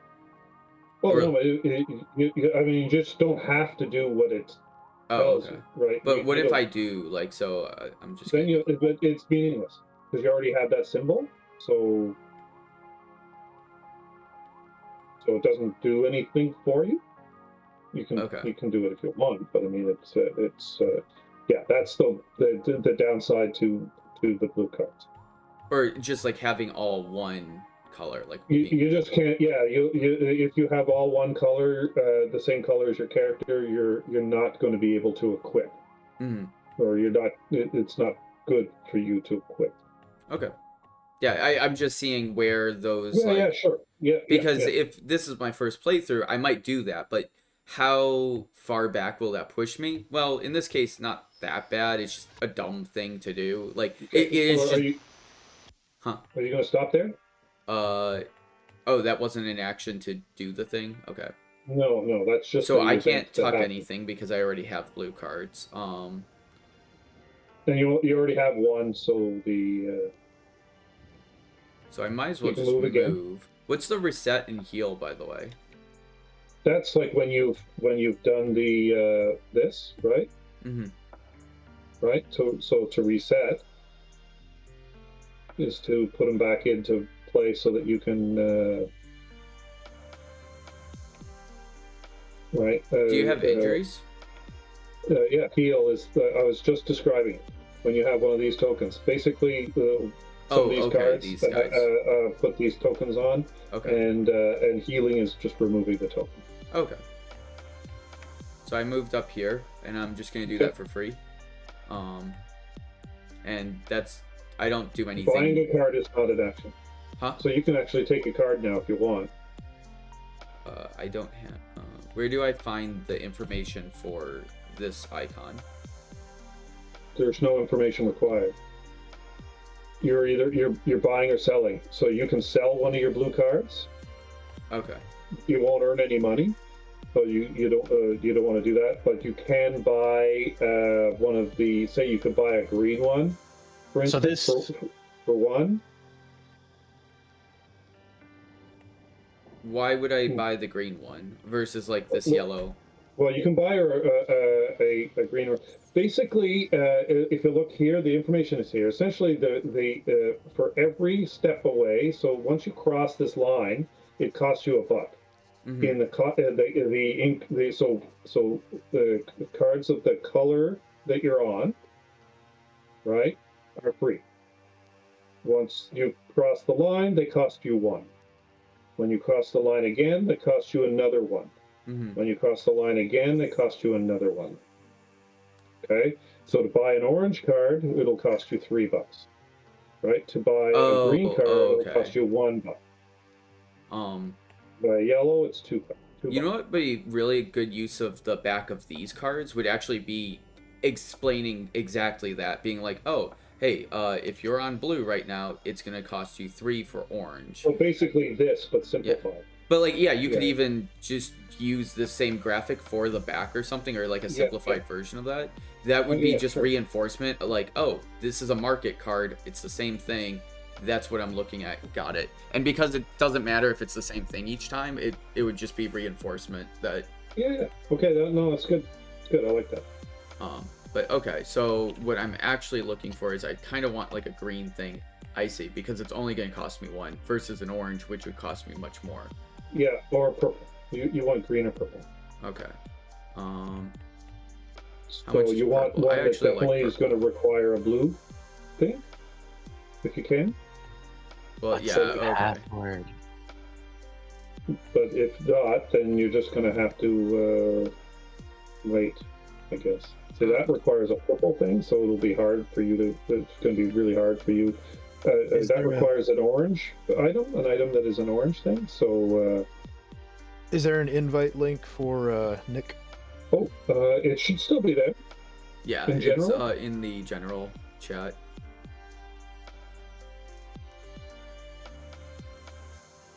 Should still be there.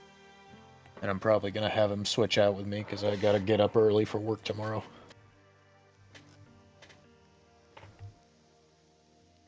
Okay, so I give up 1 for that, right? Yeah. There's a money pit somewhere. There it is. Yeah, that's what it's yeah. Okay. Okay, so that's your turn. Uh-huh. Hello, Nick. Hello. Oh, I think maybe because I don't have my Discord and my Steam linked. Wow. I think I invited you also, just as a plus. Oh, just on Steam. I still need the server password. Dave. Lowercase.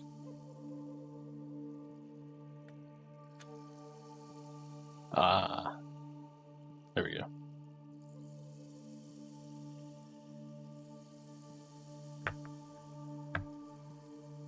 Ooh, what is this? Project David's been working on. We're in the middle of the game, or we just started, but like we're like middle of the first round. We've just finished the first 2 turns. Yeah. I want to try taking my turn to see if I understand real quick. Okay. So, if I'm understanding correctly, so I got to take 2 of these actions. Yes. So one of those, can I have as a tuck? I want to equip this card. Yes. Could actually go under this card here, kind of thing. Oh, this one? It goes under this one? Yeah. Go on, you please. I would honestly have it be the other way because it's kind of hard to see it otherwise. Well, you don't. Once it's there, you don't know. You don't care about the action because it's not usable anymore as an action. Oh, wait, like this. Okay, that's much better. Yeah. It was just glitching out. Yeah. No, I was just being stupid. And then from there, Do you want to play a card now?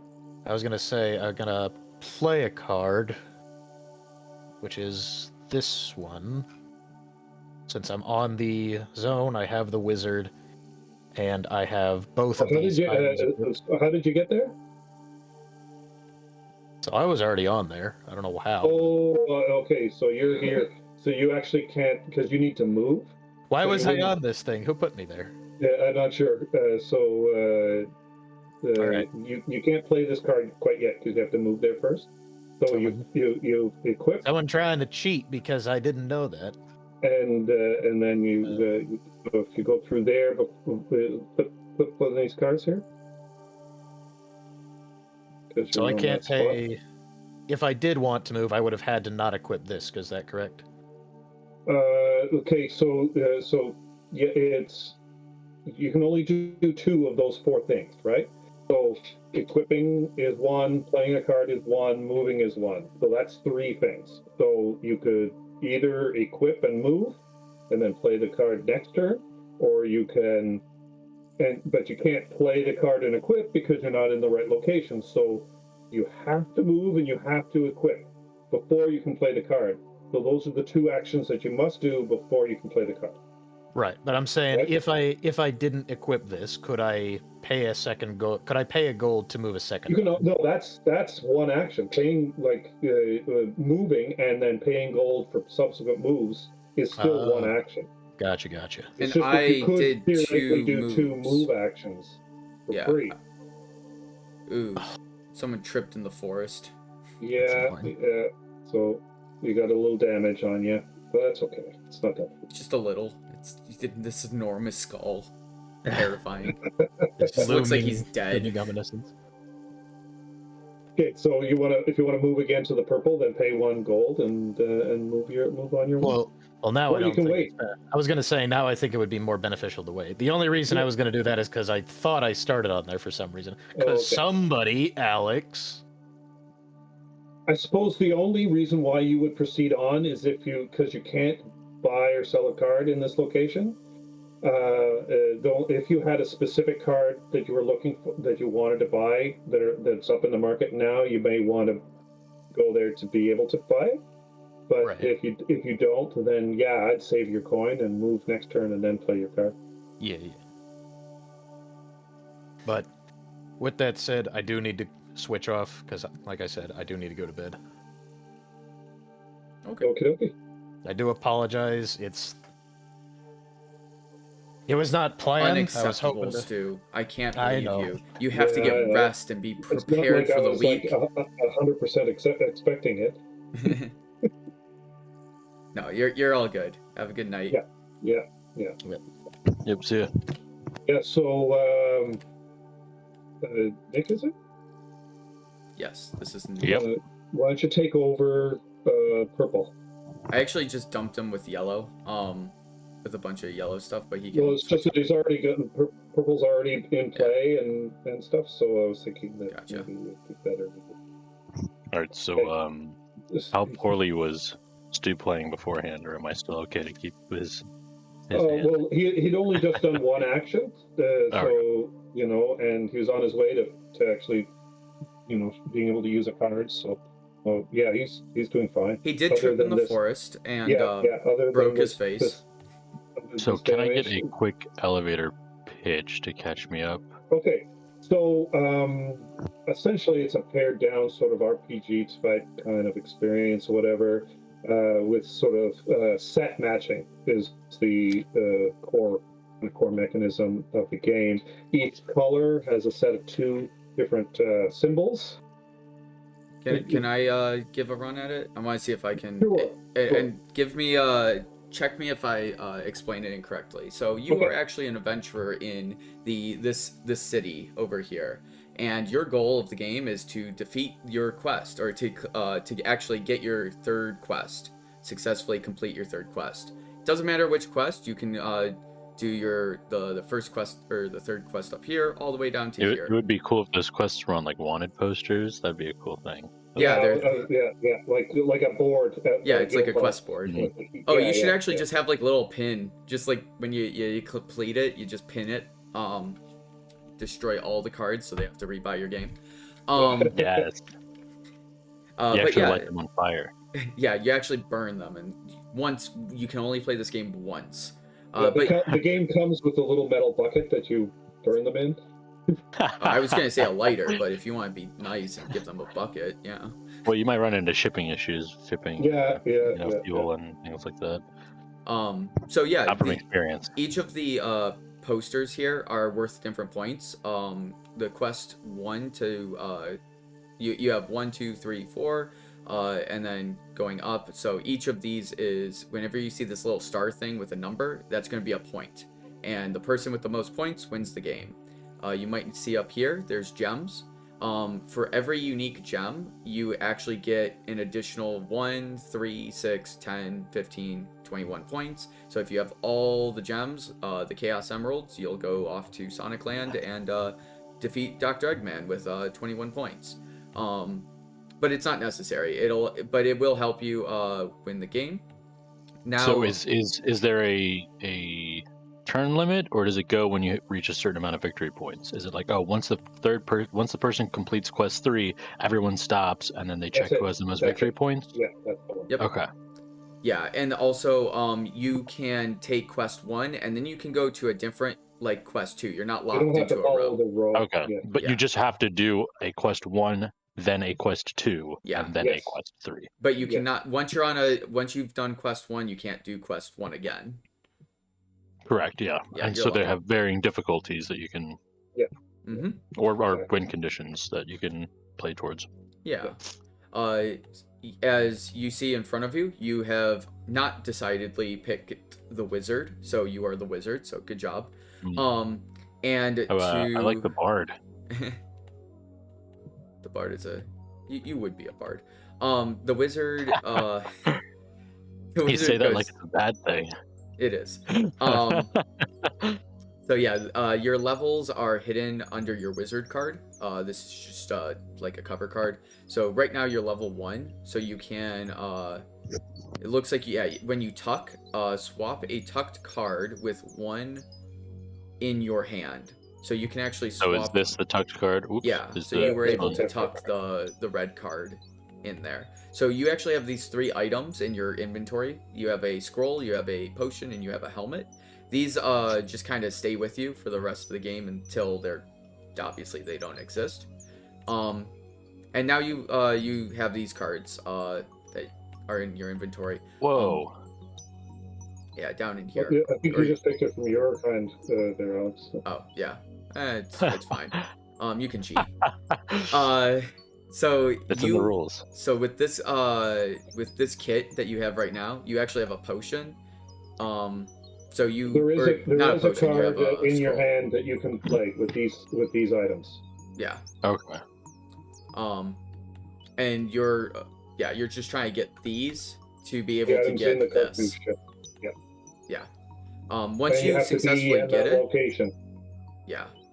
So you have to be at the location. You have to spend 4 gold, right? No, to get 4 gold, you have to go. So if I'm at the location. goblin camp with those 2 resources, I get 4 gold? Yeah. Yes. I would actually delete this arrow. Yeah, okay. Yeah, because it's goblin camp, items, 4 gold. So I would actually reverse your triangle, so it's same shapes. Like I like the sizing, the hierarchy's good. I think it would be best if you had the 4 gold here, and then you did your goblin camp like location, and then you had your 2 items here, so item A and item B, and then you have your arrow point to that and arrow point to that, and then okay, so the big item in the lower part of the triangle. Okay. Yeah. Or even just have it where it's the location plus item. Oh yeah. So that you don't have that one arrow that's offset at the bottom. Mm-hmm. If the symmetricalness bothers you, apparently. But yeah. Cool. I think the rest of the card looks good though. Yeah. Just minor tweak. But yeah, you have to be on that location with those items, and then you get 4 gold. You also have these items at the very bottom. So this loot, if you spend a loot, No, you don't spend the loot. You just have to have it. Oh, okay. So are you talking about the icon of the instrument, or do you mean loot as in the? Okay. No, the icon of the instrument. Yeah. The harp or whatever. The bard's one of the bard's symbols. Yeah. Okay. Yeah. If you have a bard would that symbol, not be a lyre? Yeah, I decided to call it a harp instead of a lyre because I didn't know how. I thought it would be easier for people to grok. I know, but I just wanted to set that up that I could call Alex a liar for getting it wrong. I am the bard. I'm sorry. Yeah, a lute is more like a guitar. It's slowly hitting me. Anyways, it's a special bonus. If you have that Yes. symbol in your inventory, you get the special bonus at the bottom, which is buy or sell a card. Mm-hmm. Yeah. Okay. Which just helps you get set up to do more questing things. This is the market up in the top right, the top right corner, and you can Where you purchase can buy these. people. Yes, you can buy people. No, you're buying these items, right? Like the top parts. These are what you get. You level up these things. So if you are the wizard, you want the wizard people, right? Oh, if you don't have a wizard, you get. Yeah, you want to get more characters. Yeah, so you can actually get a new dude if you complete this one. Oh, is that what it means by party members? Yeah. So you can actually have multiple of these parties with items and characters and abilities and stuff and levels. Yeah, you're not a solo adventurer. Yeah. So part Start of the game as a solo adventure. Yes. So in the case of this one, how do you do the little arrow thing where you put the arrow down? Oh, tab? Is it tab? Yes. Okay. For that, is this similar to the gold where I have to go to the Citadel and then have those two items and then I can recruit the character? Yes. So these are essentially in a sense like sub quests that you're buying from the shop. Exactly. Instead of the actual items at the top. Well, they can be either. Yeah. Right. So if you equip, if the card is used to equip, like tucking, then it becomes an item, and that's what it is. Oh, so if I tuck this card, it becomes a helm. Yeah. Yes. And But then if I can you use play that helm, say, for this one over here, Yep. Yeah. towards that goal. Okay. Okay. I'm starting to understand now what that is. Okay. Yeah. Exactly. And that's why your sort of power is kind of powerful in that once you've used your item, because there's a limited number of items you can equip. I can pull it out. Pull it out and then maybe use it as an action. David, later. with my ability, perform a level up action at any location. I tucked something. Could I do that? No, it's a level up, meaning so if you like when you have either your cleric or so for instance we don't have one up, but if you had the cleric card or any of the basically if you have one of the other characters, right, and you want to level them up to like level 2, right? So normally you have to do it in a location. Right? Yeah, it requires a location, a specific location, right? Whereas with the cleric, you can disregard that location. So you can, as long as you have the items, that's all that matters. Okay. That does not translate. But So how do I, as the wizard, level up to level 2? Because it only shows the two. Well, you'd have to have one of these type cards, but the wizard version. So a purple card. So then instead of wizard, recruiting a new member, I would just basically these cards do both things. So if you have the character, then you can use that card to level up. If you don't have the character, you can use the card to recruit. So it's kind of like merging. If you have two of the same level 1 units, they merge into a level 2. But in this case, it's just linear instead of like stacking. Yeah, no, okay. And I see how to level this guy up. I need to get one of the cards in my hands. I have to have the items to be able to level up. But I could level this up, and when I do level up, I tapped this guy. Yes, you would tap that guy and use his power, so you don't have to necessarily. So you can do it without a move action. Got it. Cool. Okay. Okay, so then so if he has everything that he needs, and he has let's say this one is a cleric. He's got this one. He has the rope and the staff. No matter where he could be at the goblin camp doing another quest, he could then just level up there once he gets the other item he needs. Yeah. Exactly. At that goblin quest, at the goblin camp. Okay. Cool. Okay. As opposed to having to go back to the city. It's a nice, powerful feeling ability. You definitely do get like a cool power like abilities. Like I saw some of the level, like your level 1 items, and even though they're level 1 items, they are still all very strong, which is really good.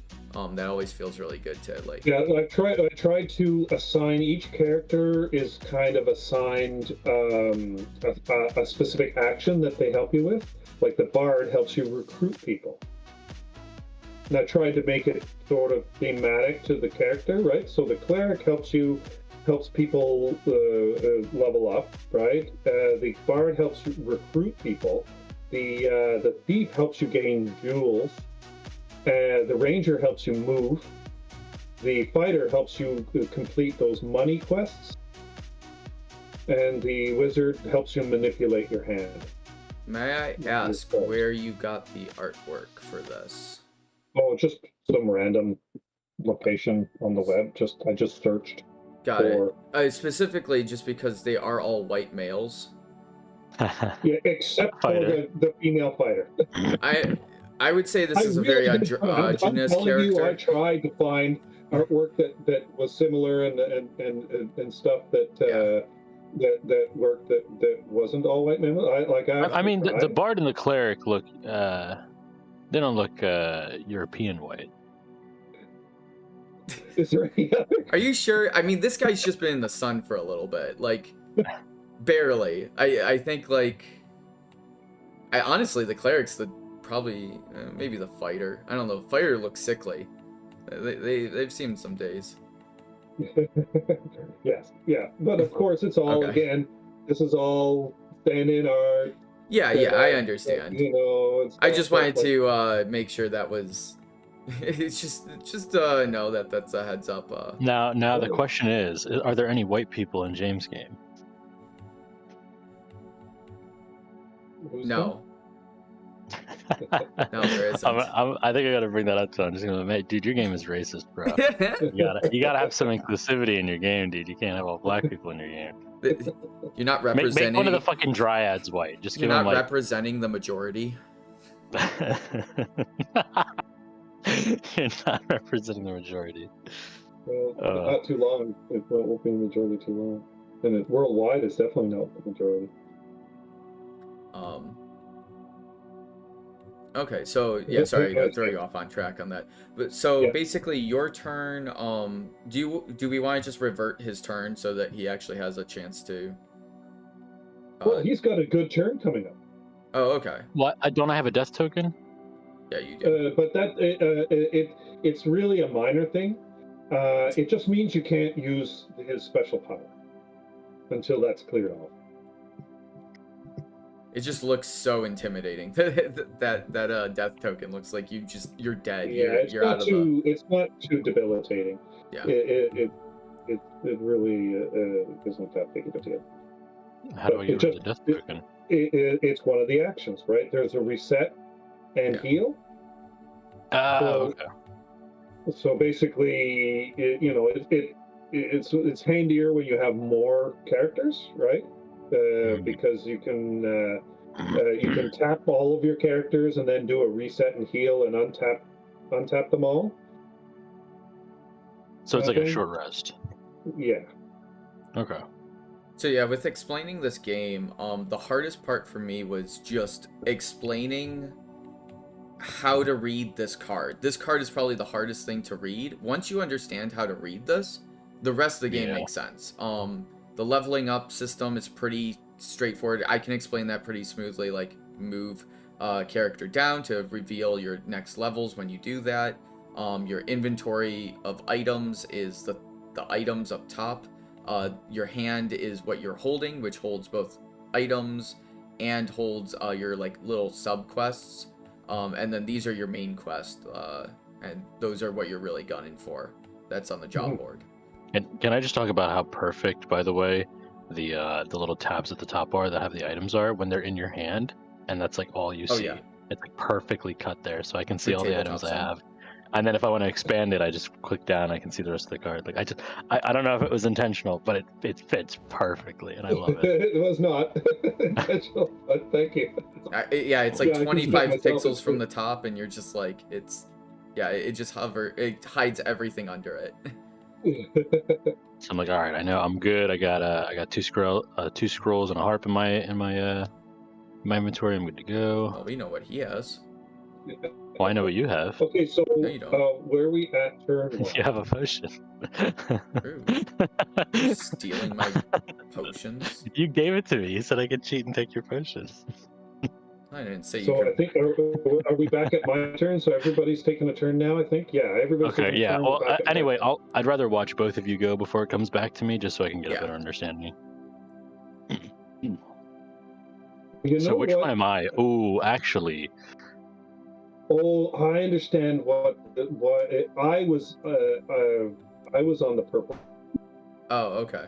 and And is this game have that's how- colorblind friendly options?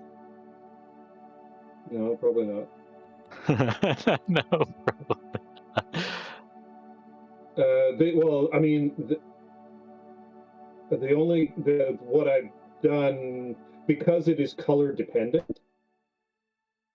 Because right now, all Um, these little tokens, whatever you want to call them, they all look the same to me. Oh, Oh, you know what, okay. So, Nick, I just want to tell you a little story. Earlier today, while we were playing this game, before you got on, Stu genuinely was like, why do you guys have both red pawns? And I was like, is Stu just having a colorblind moment right now? Because I have a blue and he has a green. And I genuinely thought that they were so, like, that he just thought all of the colors were red. And I was like, that's a fairly legitimate problem to have. Like, you could actually not differentiate those differences. What I realized, or what we ended up figuring out, is he genuinely had 2 red pawns on his game because it didn't render. Mine are all red, except for this one that is like maybe orange or green or something that's not red. But all the 3 on the table are red or look red, and I wasn't sure if it was green, brown, red, and I just couldn't tell. No, they're all red on my screen. Okay. Do you want? How did you fix it last time? Can we have 3? Yeah, I think he's glitching out again. We have 3 dice on the table. Player 1 has the 1 pip up, player 2 has the 2 pip up, and player 3 has the 3 pip up. There's no dice on the table. Well, I think he's asking for it. Yeah, I'm saying if we just do that, then we don't have to worry about colors, and you can just say player 1 moves the 1 die, player 2 moves Well, I mean, it's just I should be able to. Does that fix it? Oh, okay. So there's a blue one now, but the other 2 are red. Yeah, I'm in the middle of fixing them. It's just that for whatever reason I have to change the. Is that okay now? That being said, can I request to be yellow so that there's a blue, green, and yellow, and not a blue and purple on the table? Well, you are the purple player, but sure.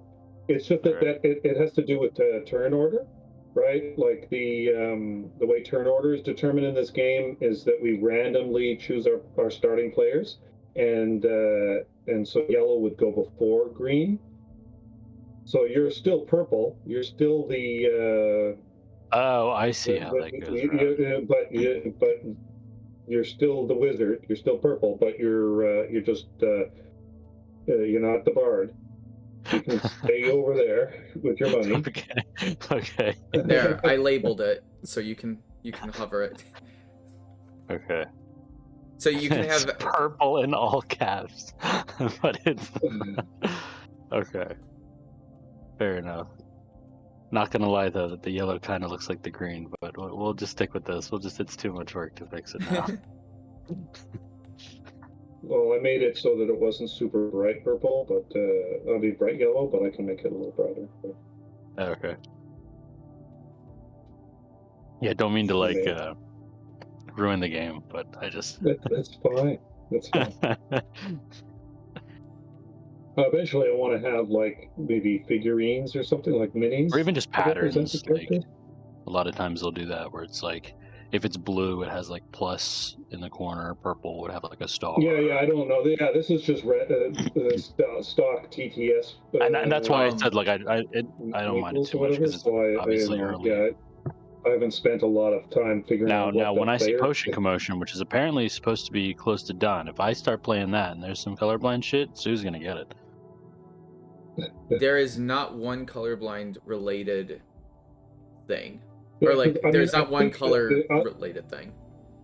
Other than the player pawns, I think I don't have any colorblind issues because even though the game is highly color dependent,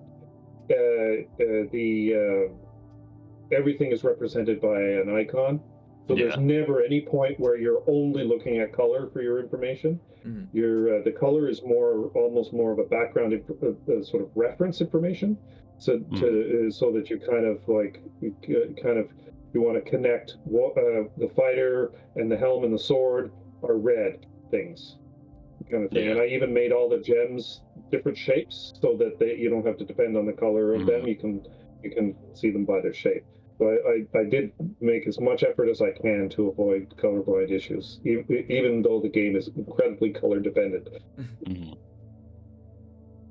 Anyway, so I think it's my turn. Correct. Now, I'm gonna tap this guy and move 1 and 2. Can you jump over people? You can occupy the same location. Oh, okay. Oh, it cost me a gold. I don't think I'm going to spend my last gold to go on the... So, it's okay. Is tapping a free action? Yes. Okay. It's just something that you can do. And I assume that resets at the start of your turn? Nope. Or do you have to reset and heal? You have to do that reset and heal.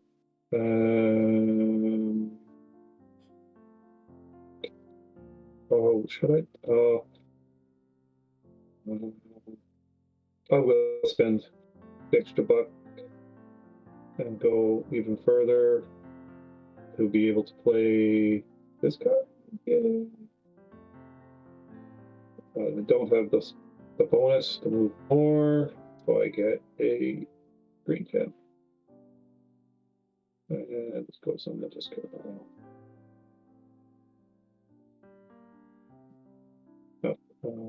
Maybe here or something. Theoretically, maybe the discard pile would go at the other end of the thing or whatever. I don't have enough space. So that's the end of my turn. So Alex. Okay, next. And because you had the because you currently have the cloak and the staff and the potion, you're able to use that. It doesn't remove that, just having them when you get there. Oh yeah, that's for the quests and everything. It's just a matter of having the things. You don't lose. Okay. Stuff. And then how many things can you have tucked? Well, level 1, it's 1 thing. That's that symbol right here. Is the symbol for tucking. It's 1. So basically, it's the number of items you can have equipped is equal to your level, essentially. Okay.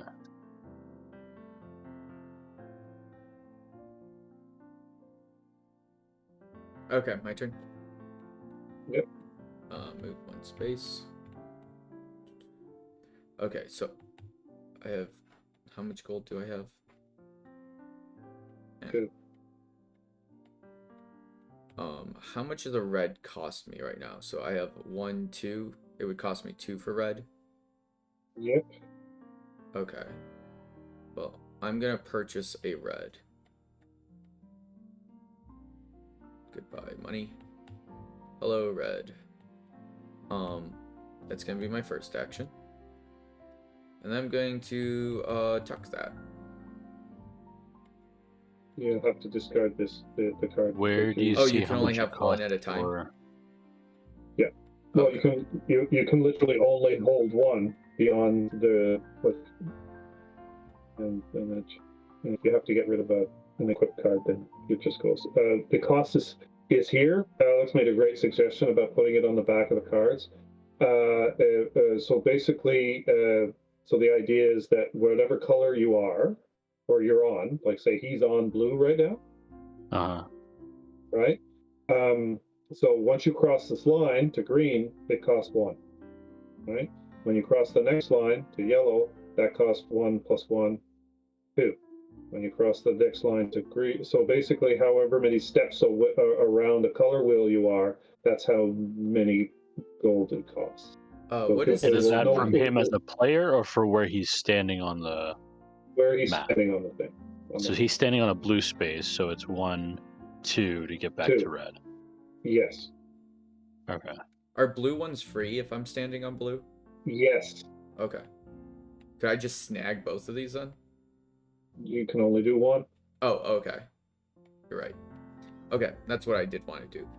In that case, perform a level up action at any time, at any location. So I'm going to do that. Okay, you have to actually do the. Okay, good. Okay, good. All right, so you have the level up card. Okay, perfect. That's awesome. And does that just get discarded? Okay. Yep. And now I'm level 2, so borrow an item required to perform the level up action. So I can borrow someone else's ability, or yeah.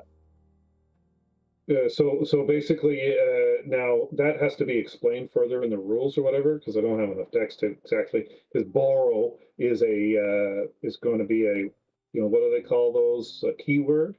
Yeah. That has like a further explanation. So borrow means when you're in the same location, like when you're in the same location. Right? Okay. Whatever I have now, you can borrow. You can so play a card that calls for something that I have that you don't. So you're borrowing the item. Oh, okay. That's interesting. So is that, if it's going to be a keyword, is that something exclusive to the cleric, or is it something that's going to pop up somewhere else? It'll pop up somewhere else. Basically, all the level 2 characters, all the level 2 character powers relate to them being, relate to interacting with the other players and so on. So borrowing items and so on. So basically, because the bard is the bard. Their action is the same but opposite thing, whereas the bard recruits, the cleric levels up. So the bard level 2 will be able to borrow an item to recruit somebody, another player, another character. Okay. And then I guess I'll do my last action, which is move here. And I will absolutely take something delicious. There is a gain 2 gold there. There's also gain cards of a certain color as well. So like there's lots of gain cards. We've been getting a lot of the negative ones, but there's actually more. Did you shuffle the positive cards? Yeah, I did. There's more positive cards than there are negative cards. So if it has a little speech bubble, you draw from like the encounter. Yeah, it's like the encounter deck. Yeah, that's what. Like, thank you for recognizing that's what my intention for that symbol. Yeah, that one does. That does read actually. And then where the symbol where it has the up and down, yeah. I'm assuming that's the swap, like the shop, and these areas don't have the shop. Yeah, exactly. Yeah. Okay. I don't know. I think that the what is that place? The Goblin Camp. They'd have a pretty cool shop. It's like the Khajiit camp. Oh, I have coin. Get your wares. Why do I have 3 coin, by the way? You started the game with it. Khajiit has 3 coin. My turn is over, I believe. I don't think I can. So it's me. Yeah. All right. So what you want to do is that there is a card in your hand that you can play that required the helmet. And a potion. I have that. Yeah, and you need to be probably in a certain location. I do need to be in a certain location. I was gonna say it looks ominous, but it's actually very friendly. Oh, you were there. Wizard. Stu left the game. with this piece there. Yeah. So you are there. Okay, so I can spend 1 gold to move to the wizard tower. No, you're already there. You were there to begin with. Whoever put you in purple, it probably was me, made a mistake because I remember that Stu had moved to there already. So this is where you start. Where you're starting your turn. So you just on your move, you can move to the wizard tower. And that costs 1 coin, correct?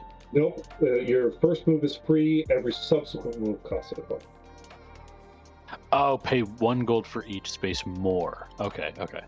So I what gotcha. I could have done on my turn, by the way, is I could have just paid 2 coins to go up here and then just had a free red, right? Yes.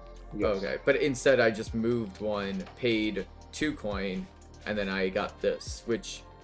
So you would have saved 1 coin by going up. No, I still have to pay 2 coin. Well, I have free move, 1 free move, and then 1 coin. Well, to I'd move. have to pay 1 to get to to the forest, and then 1 to get to the tower. Well, from here, yeah. But from No, where I you was in were- the He I was was in blue. on blue. Oh, you were in the blue. He was yes, at you the were in temple. He was at the temple. Yes. In That's this, right, that's the city counts as 1 space, right? Yeah. Well, I mean, I guess I might as well because it's too difficult. Because to pass through the city, it's like 1, 2, 3 instead of 1, 2, 3. I guess that's the same thing. But I don't go through each section of the city. I don't go 1, 2. No. But I have been thinking that the city is that you have to kind of forcing people to stop at the city. But I think that's too much rules overhead. People aren't going to understand why they have to stop at the city. It's sort of stupid. So I think I'm going to allow people to go through the city. Mm-hmm. Okay. So I can play this and level up. Yep.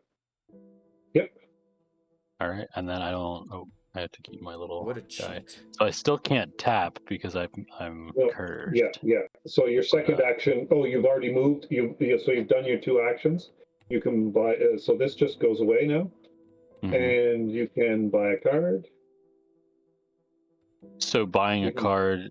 If you want, is- if you don't see anything you like here, you can spend a coin to refresh the whole market. That's what a And salesman would say. I'm on purple, and there's no purple, No, so I'd have to buy. but also the adjacent colors are Only cheaper 1. as well.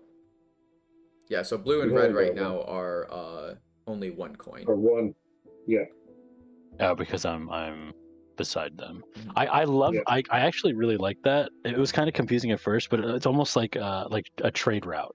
It's Mhm. like, oh, to get a red item, it's only 1 city away, so it's like paying for 1 day shipping Yeah. from the day from a town over. It's cheaper than to have it air mailed to you, which I think is really funny. It's a hard mechanic to explain, but it's a really it's clever actually really mechanic. cool. Yeah, it's really, I like it. It's cool. So okay, so I could get the weakest gem.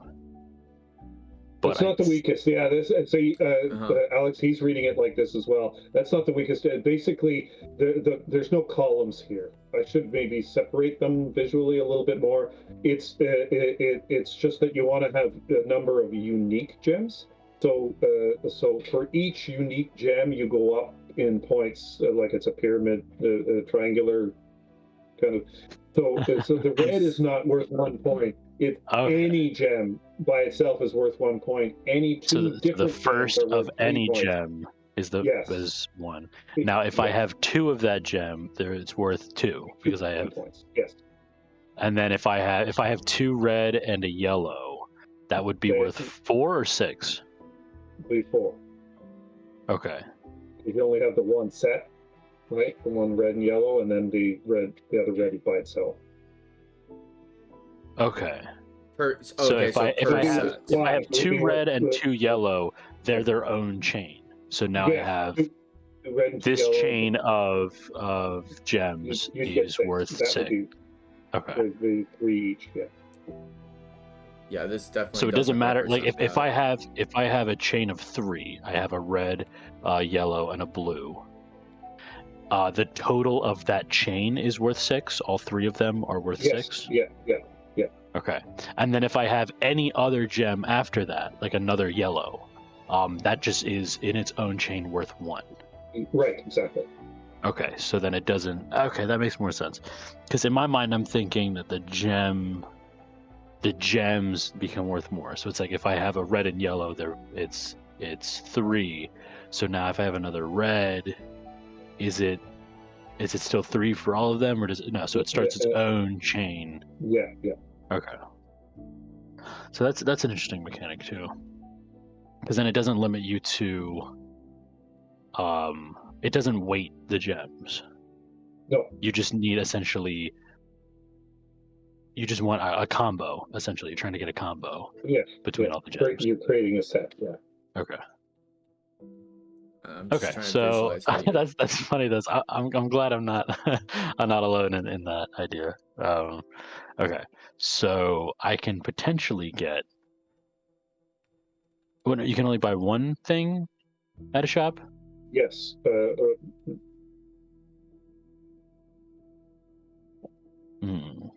And the orange.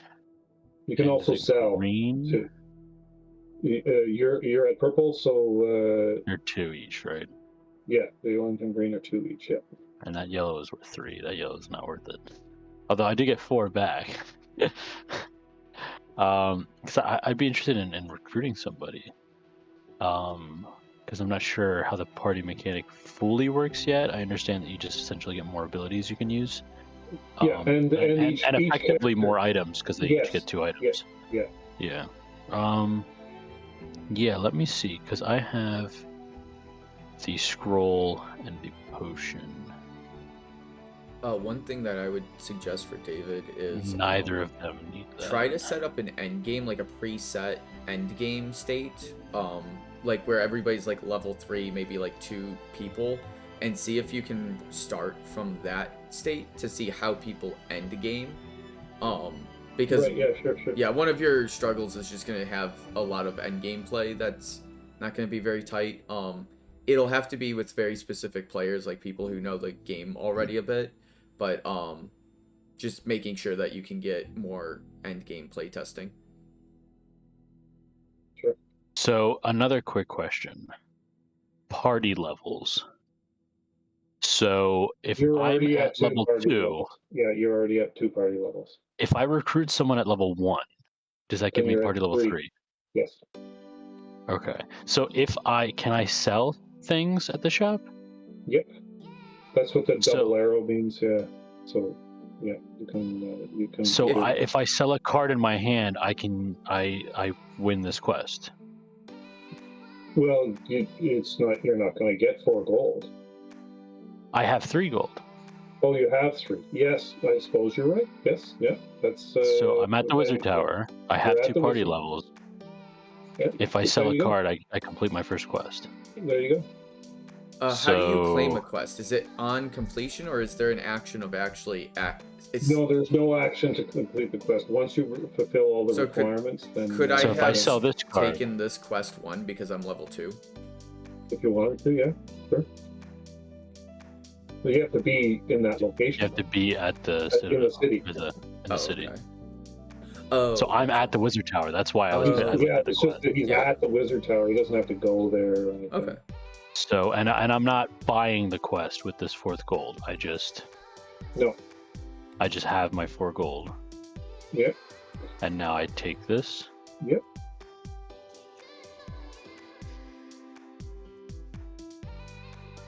So now I have 2 victory points. At some point, right now these locations are kind of fixed or whatever. At some point, I want to figure I want to maybe for each game to be different, so that this quest 1 is not always in this specific location necessarily. I don't know if that makes a difference or not, but I mean, you could have the quest be double-sided, and then essentially have the same goals, but then have 2 different locations. You shuffle them every game, and then you can have different locations. Yeah, something like that. I just want to have into my head the first thing that popped into my mind. But I do want to have some variation as to the locations of the different quests, just so that it's not always exactly the same. Or you could also have something that's like, here, let me pull an example here.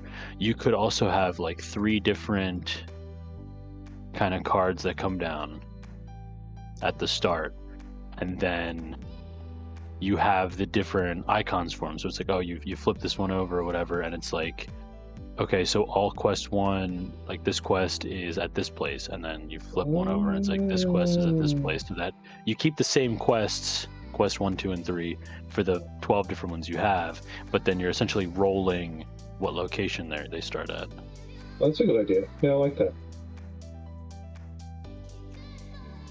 And that kind of makes sense with the quest board too. It's like, oh, all of like who can complete the quest if you're like going Also, directly. I was hoping that you would pick up. I was referencing Monsters of Arcadia because the quests are on a like wanted posters, and I just love that aesthetic. The job board. Yeah. Yeah. It's just. Oh no, it's just I was something thinking like. that very early. Like I think that's even why I suggested the quest board like this, because we were.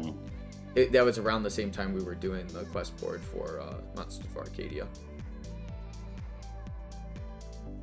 You're gonna make me like. I've been sitting on this game for so long. We gotta do an update sometime.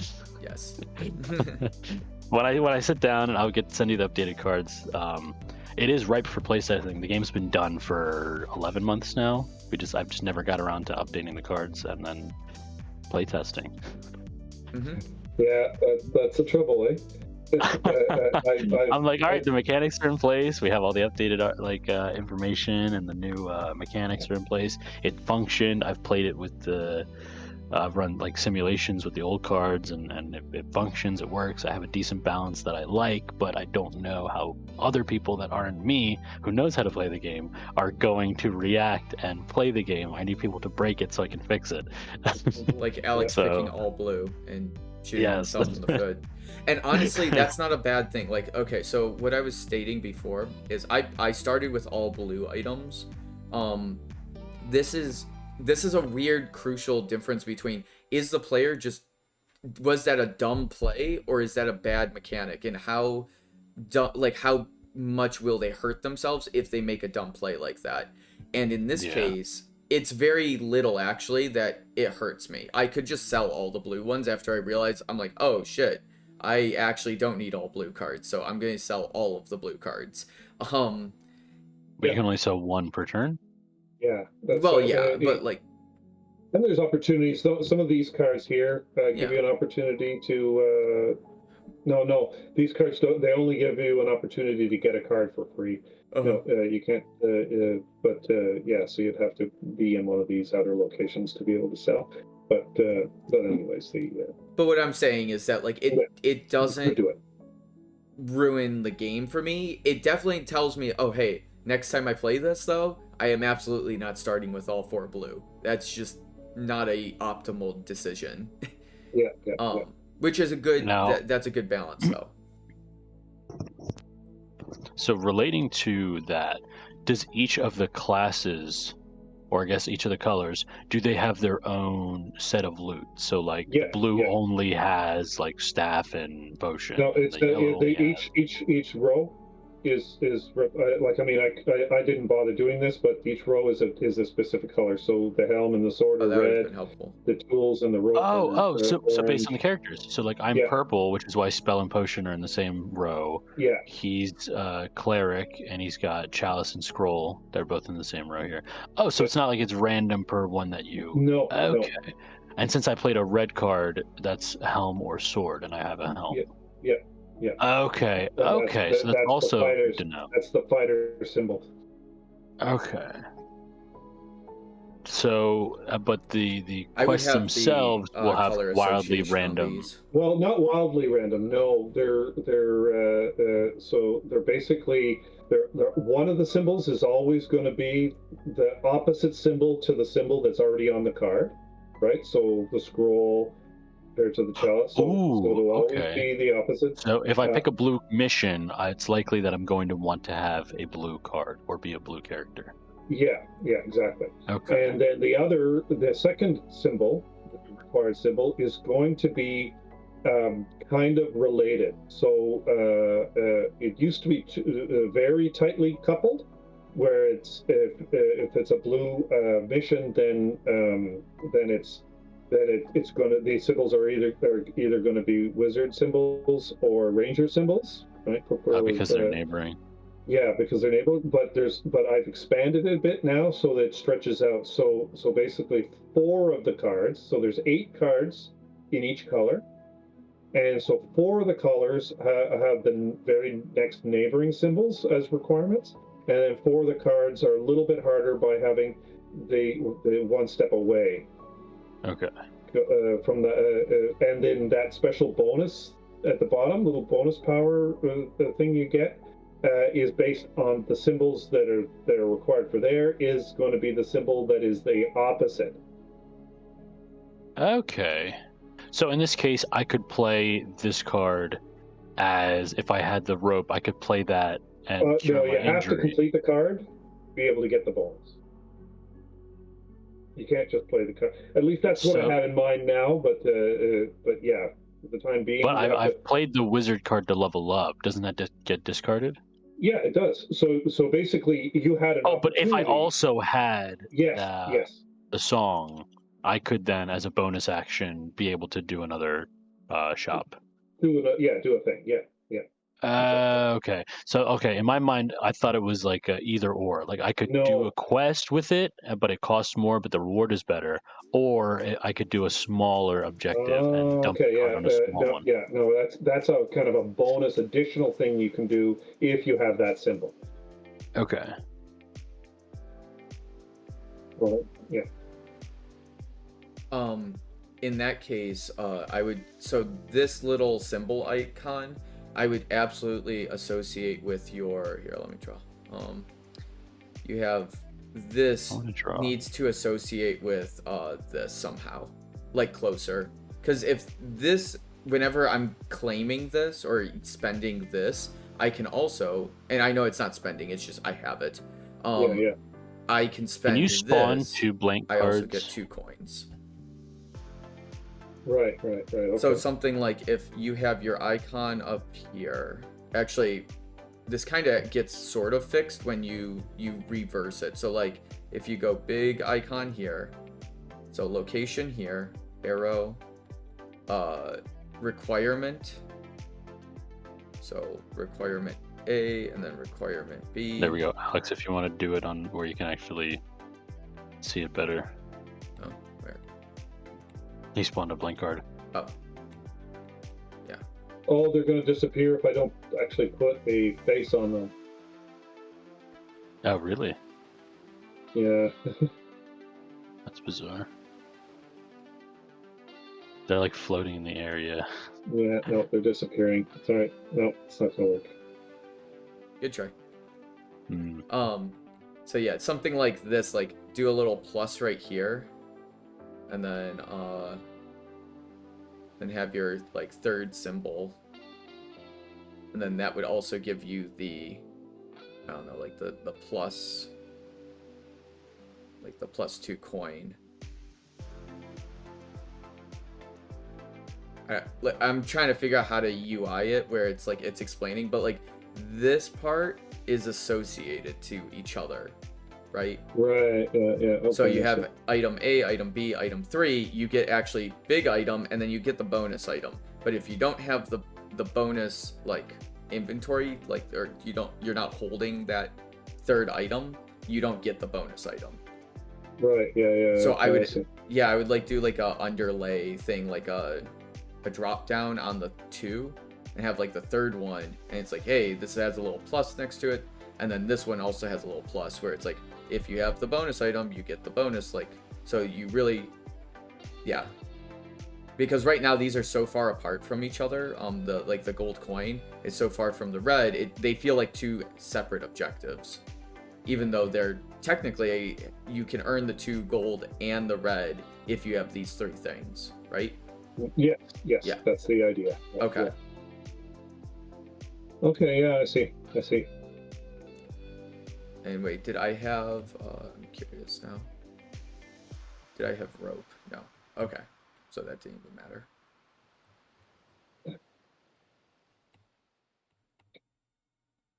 So something like this is what I was thinking. Can you guys see it? Yep. In purple marker. So you have the top, which is still normal. It has the item that you get. But then reverse of what Alex was saying. Show the 2 items, like you're taking these 2 items to this location. then you get the reward. Well, And then just have a bonus thing at the bottom, and then have the bonus in the rules. the where it reason just I say specifies. location first is because you're just gonna have those items. Like, there isn't really a transportation thing, because this sounds like, oh, I have to claim these items, then go to the location. It really should just be, when I'm on this location, do I have these 2 items? It says the same thing at the end of the day. Or I guess then, yeah, so instead of arrows, just Yeah. do like plus. Because then no matter which side they're at, it's these items plus this location grants you this reward. And then have a separate thing where it's like, this is bonus. If you have item 3, then you get this reward. And then that specify like a bonus action or a optional. Yeah, oftentimes something like there's that. like a symbol, like a star or something.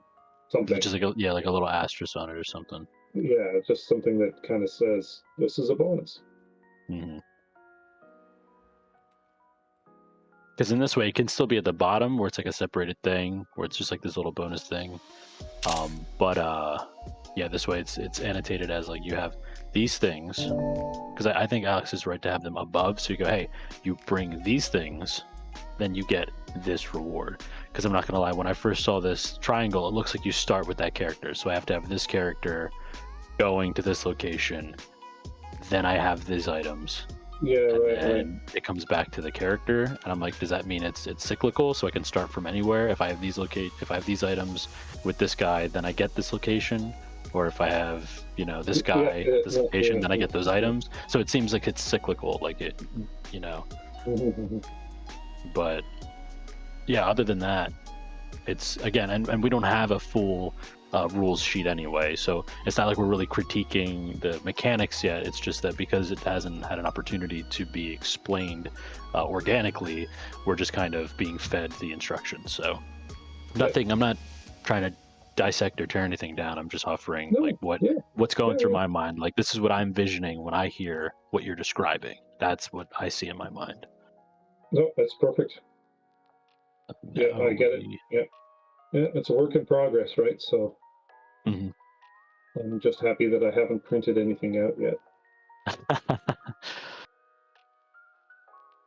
And it's always too, like, once you have it in a state where it's like, okay, it's like, because when I'm doing game design too, I'm like, all right, I go by states. I'm like, this is the state of the game, then I make so many improvements, and then I update it, then I make so many improvements, then I update it, and it's like in between chunks of updating, I'm like, there's such wildly differences, like in how I want things to look, or how the iconography is, and in between, that I'm like, it's just you're essentially rebuilding the game every time off the same core idea. And that's why we're stuck where we're at, because I can't even use the old cards that we have for the game. It's the same game. The rules are the same. The mechanics are the same. But I've changed just enough that the old cards are useless. And I have to design all new cards.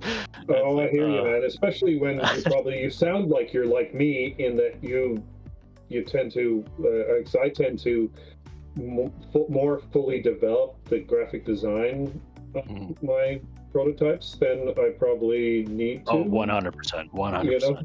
Because I need to see it in a playable state to play it. Like, if there's blank cards with descriptions on them, I designed the game and I'm still getting confused. Like, it has to be like I get it, like what you're doing here, like it almost looks like, all right, like this is a game right here. It has the iconography ready to go. Like, all we need is to expand on it, and then you go, oh wait, so this needs a little adjustment, this needs a little tweak, and as you go through, it's like it just becomes so many different things, and it's like, oh, just wait till the next update, don't touch them, just wait till the next, it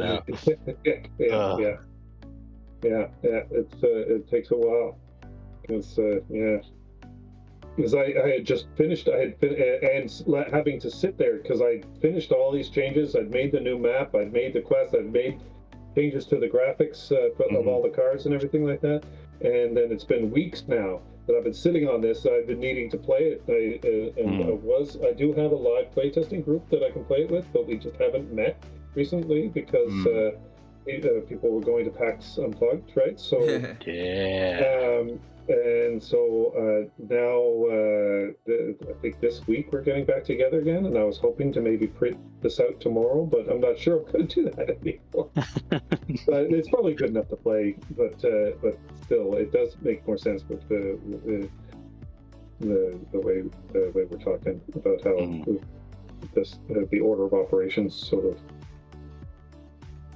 Yeah, it's just pounding out the little things every time we come back to it. It's always like in a better state. So also, I can't stress how important it is to have somebody else who's not familiar with the game do like a copy edit or like just a read through of your rules, because especially when you're changing like keywords in your index, but then you're going through the rules and reading it, and if it has the old language, you're comprehending it and it makes sense to you, and you miss that you've changed things while you're reading it. It's like, yeah, that's how you play the game, but it's like, no, this is different now. That doesn't exist anymore.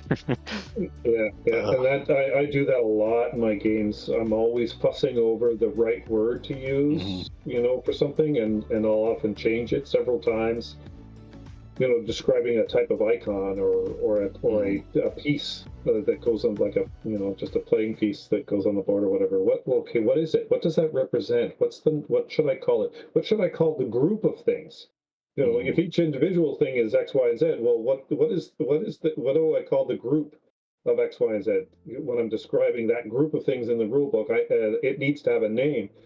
And that naming convention can go through numerous changes. Yeah, I usually just add a glossary in my rules. Yeah. Like it's a very sloppy way of doing it, but like just to have a glossary of all the words so I can reference it and then index them later tends to be a gaggle of clowns. Yes.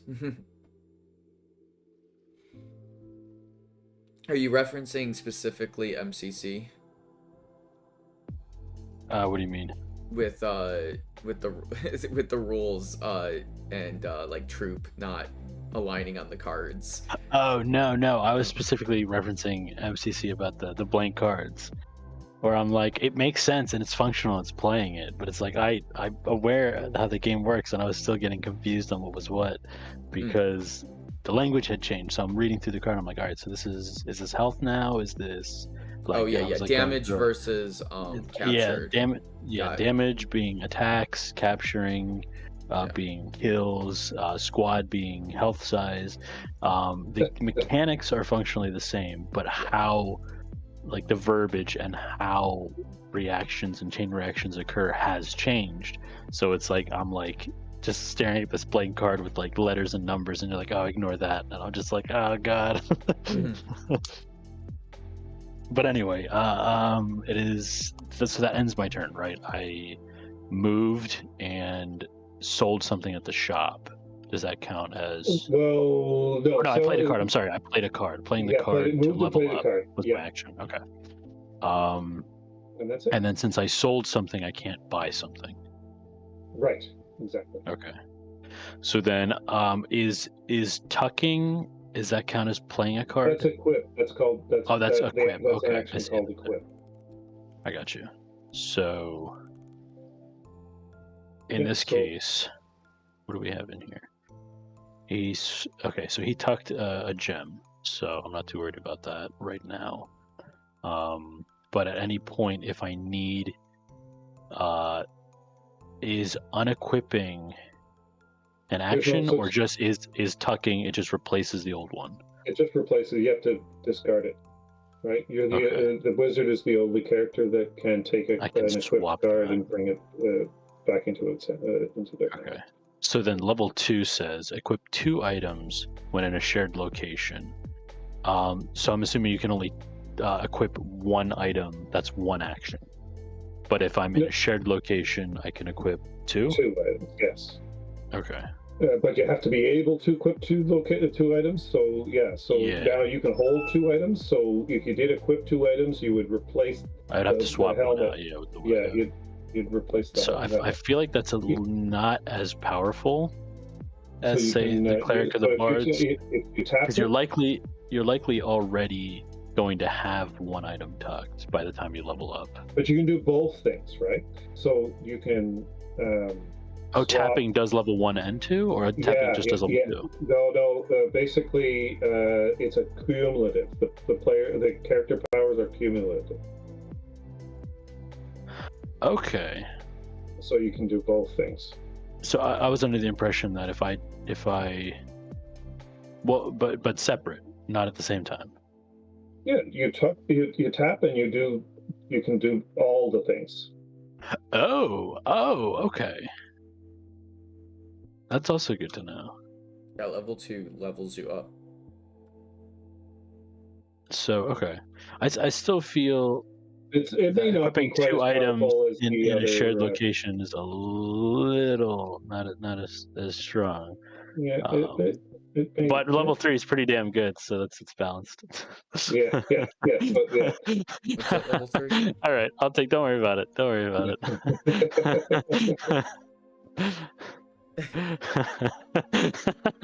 I think it's worth it, especially because then if I'm in a shared location, I can then equip up to my third thing for free in that action because I have one. Then I can just get them both for free, and not spend an action.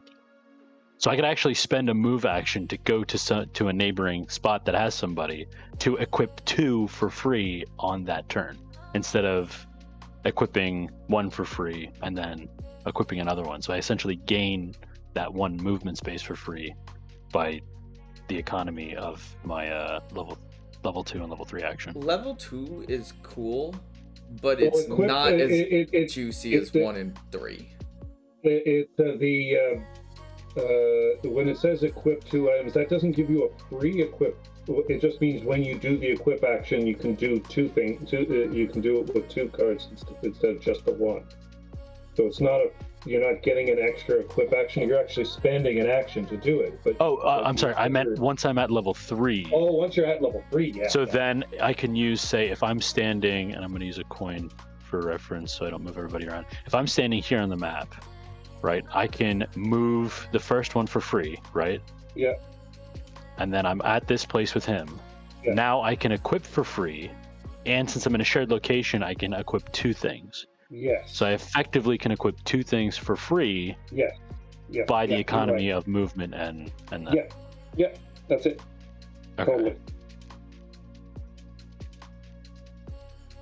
So especially with those borrowed abilities, once you hit level 2, it definitely makes sense to kind of follow closely around the board. So like if I have an objective that's like all the way on the opposite side of where you guys are, I could almost wait until you guys are closer to perform that and perform a different quest to maximize the economy of the shared actions. And then once something lines up that's near you guys, I can beeline it to there, get all my free shit, and complete my quest.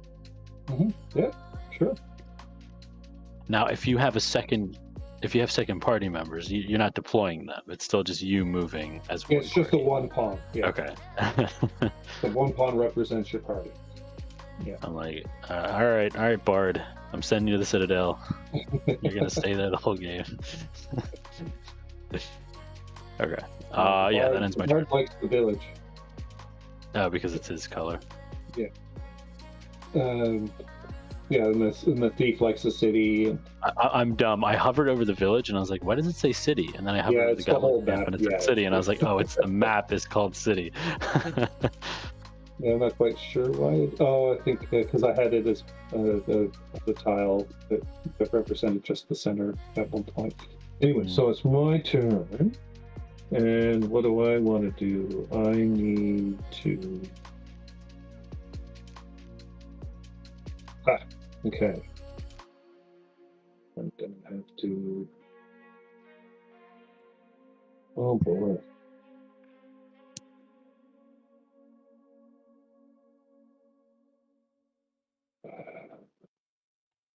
There, I've now perfectly described it.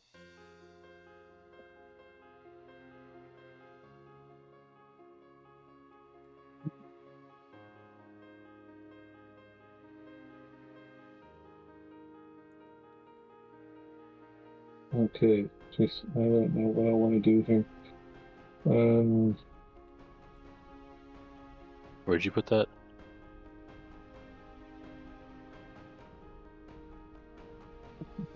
Did you put it in general? Alex, Huh? you said you described it, but did you post something? Oh no, I just the map. Oh. Oh, a part of the city. Oh. I heard you typing for a while, and Yeah, then I you're was like, gonna "There, I look did at it perfectly," and I'm like, "I didn't get a notification." Maybe. Oh. Okay, so I'm on green.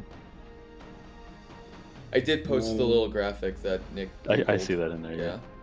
Yeah, I saw that. That's excellent. Thank you. You know, it's funny because I was doing it at an angle, and it looked like shit. And actually, it's legible when looking straight down.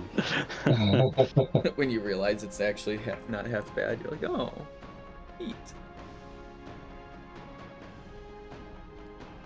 Oh, I didn't know this was 128 gigs. It's neat.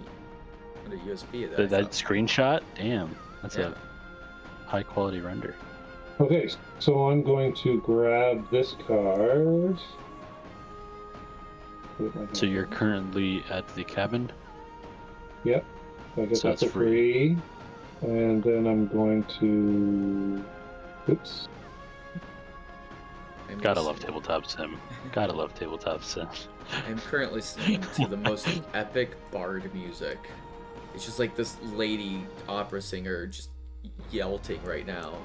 I'm like, I'm going damn, to get rid of this guy. do something epic. And I'm going to equip.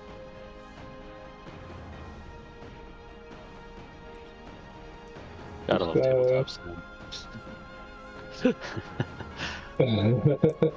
Tabletop sim is amazing, and you can do some great things in it, but there's just some things that it's like, I just want to move one thing up a layer that it's like, just hands do so much better.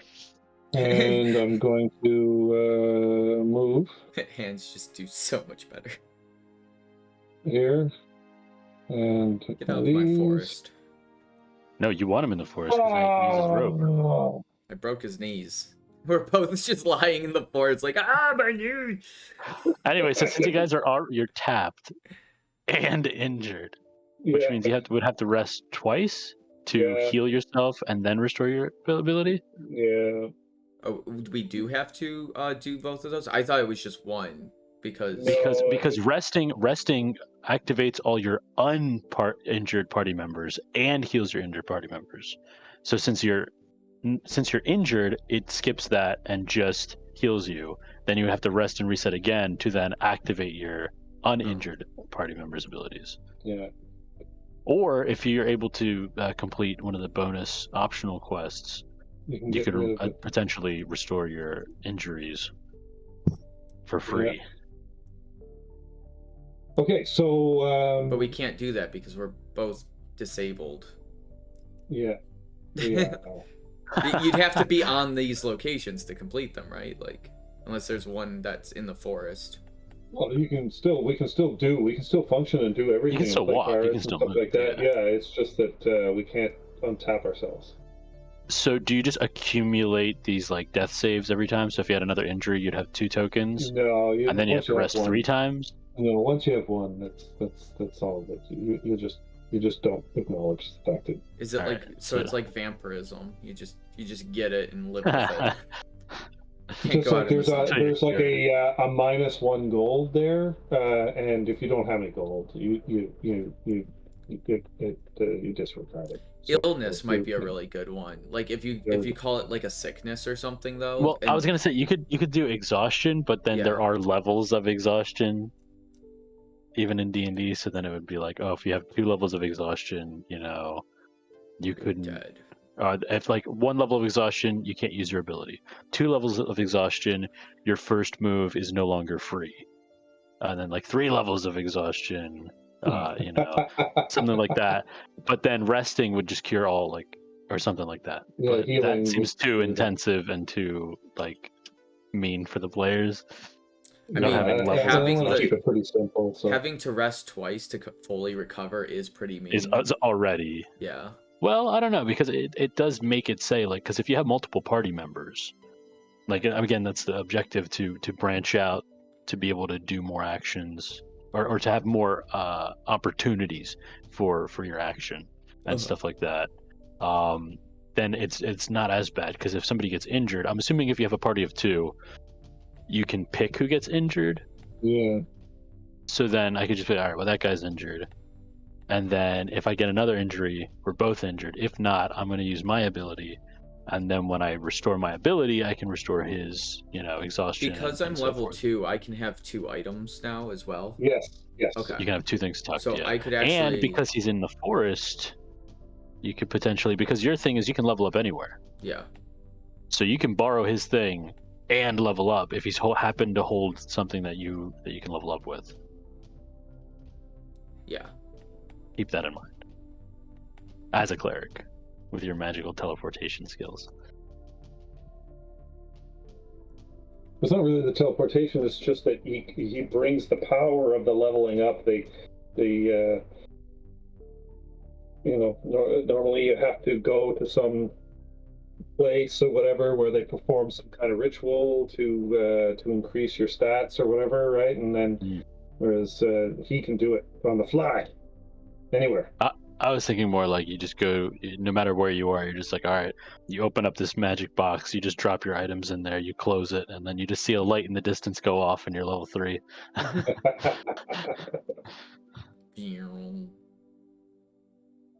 Just like, oh, they got it. Yeah, I'm watching an anime right now. It's called Rise of the Shield Hero. Oh, yeah. Oh, yes, I've heard of that one, yes. Yeah, and they have to go to like the church where there's this sort of hourglass thing or whatever, and they have to kind of touch this hourglass thing, and it raises their stats. They max out their stats, and then they have to go to another level kind of thing, or activate another level to then be able to start raising stats again. So they have to go to this very specific location and perform this ritual to. How many seasons are they in now? What's that? How many seasons? How many seasons? I think this is the 3rd season. Oh, okay.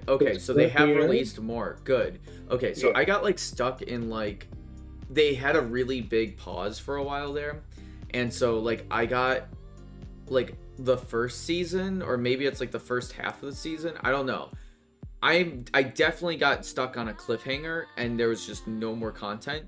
And I was like, I want to watch more of this. And then I kind of forgot about it, and I have yet to see it again. But basically, I did see them go to the big, like, hourglass thing. And then I saw him do some cool stuff. But I don't know where I am in it anymore. I might have to rewatch that and actually watch the next seasons. Because I definitely didn't make it to season 2 or season 3. Oh, okay. Yeah, we're in season 3 right now, so they're just releasing the English dubs, every sort of week or so. Yeah, I watched dub like a human who can actually, like watch media and do another thing. If I wanted to read a book, I would just open a book. Yeah, I avoid the subtitles. Nick's colorblind, so he can't do any of it. So unfortunately, TV's just not available for him. Yeah, I can't read. You're colorblind. You can't read. I just open up a book and it's all black and white. It's like, damn. Yeah. I just find I really want to look at the pictures, and I don't want to be looking at the bottom of the screen. And I want to see what's I'm either looking at the pictures or I'm looking at the words, and I can't really do both at the same time. I mean, it depends on something that's like, I recently watched a subtitle one which was basically just a kind of a rom-com, more rom than com, but so it was just a fairly slow conversations, mostly between two people, not a lot of action kind of thing. So it was fairly easy to just read the words or whatever and get into the story. But when there's a whole bunch of stuff going on or whatever. I would say JoJo's Bizarre Adventure is one of the few that I did watch subbed because of how just ridiculous it was. It somehow still pulled me in enough. Like, I don't know if I heard the words, it would make any more or less sense. Like, you could watch a JoJo's Bizarre Adventure and be totally fine being completely deaf, and just experiencing what's on the screen, because you'll be like, what the fuck's going on? And the person who's hearing would also look at them and be like, I don't know either. Oh my But they spend a god. whole lot of time explaining to you. Yeah. Like, that show is entirely exposition. Yeah. Yeah, no, it's all exposition. JoJo's Bizarre Adventure is essentially like trying to adapt a Garfield comic into an anime. It was a weekly like strip that was so popular that they're like, okay, we got to pad this shit out because everybody loves it. Just keep making it. Yeah. It's just like, all right. And then they just keep coming out with new seasons, and it's like, what? Yeah. And then my son- because he was writing everything like off the cuff, Yeah. like he had a beginning and an end in mind, and then pretty much like everything up until then was just as he was going, he was making shit up, and he forgot about like powers people had or Yeah. locations people were supposed to be in, and people were calling him out on it all the time, like, dude, you fucked this up, what happened to this? And he's just like, it doesn't matter anymore because I forgot about it. Frick Always on. moved on, and And then only to bring it back in the end, like, this thing, yeah. well, I mean, it totally... the powers entirely changed, like after the second season or whatever. Oh yeah, well, because nobody like- gave a shit about Hamon anymore. Yeah. Yeah, exactly. People wanted stands and nothing but stands. But what's funny is that even in like the second half of part 3, old Joseph still had Hamon as part of his stand because he was like one of the last remaining like Hamon users that the franchise had to offer. Like, oh, we'll still give him something. We'll bring it back, which I think is funny. Yeah, I mean, yeah, if you my watch kids- season my 1 kids to were right season into 2, it. you'd be like, is this the same show? Yeah, exactly. Which is hilarious because the whole point of was it Phantom Blood, the first part? It was just a parody of the over-the-top like Shonen Jump media that was out at the time. It was just a parody of over-the-top shit, and people just ate it up. And he was like, "Well, fuck, I guess I'm committed." He's like, I was making fun of this genre, but now I have to make something compelling. Let's just switch it up and make it something I'm interested in. And it's like, oh, it's completely fucking different now. Yeah. It's when you're like contractually obligated to finish your story, and you're like, oh shit, I have to finish this. And then he self-inserted himself in part 4 with the most overpowered character in the entire. What's the character's name? Rohan, I think it was. It was a self-insert of him, and his stance ability is OP as fuck. Totally and then OP. there was all the music references too. Oh yeah, for everything, which was a beautiful localization nightmare.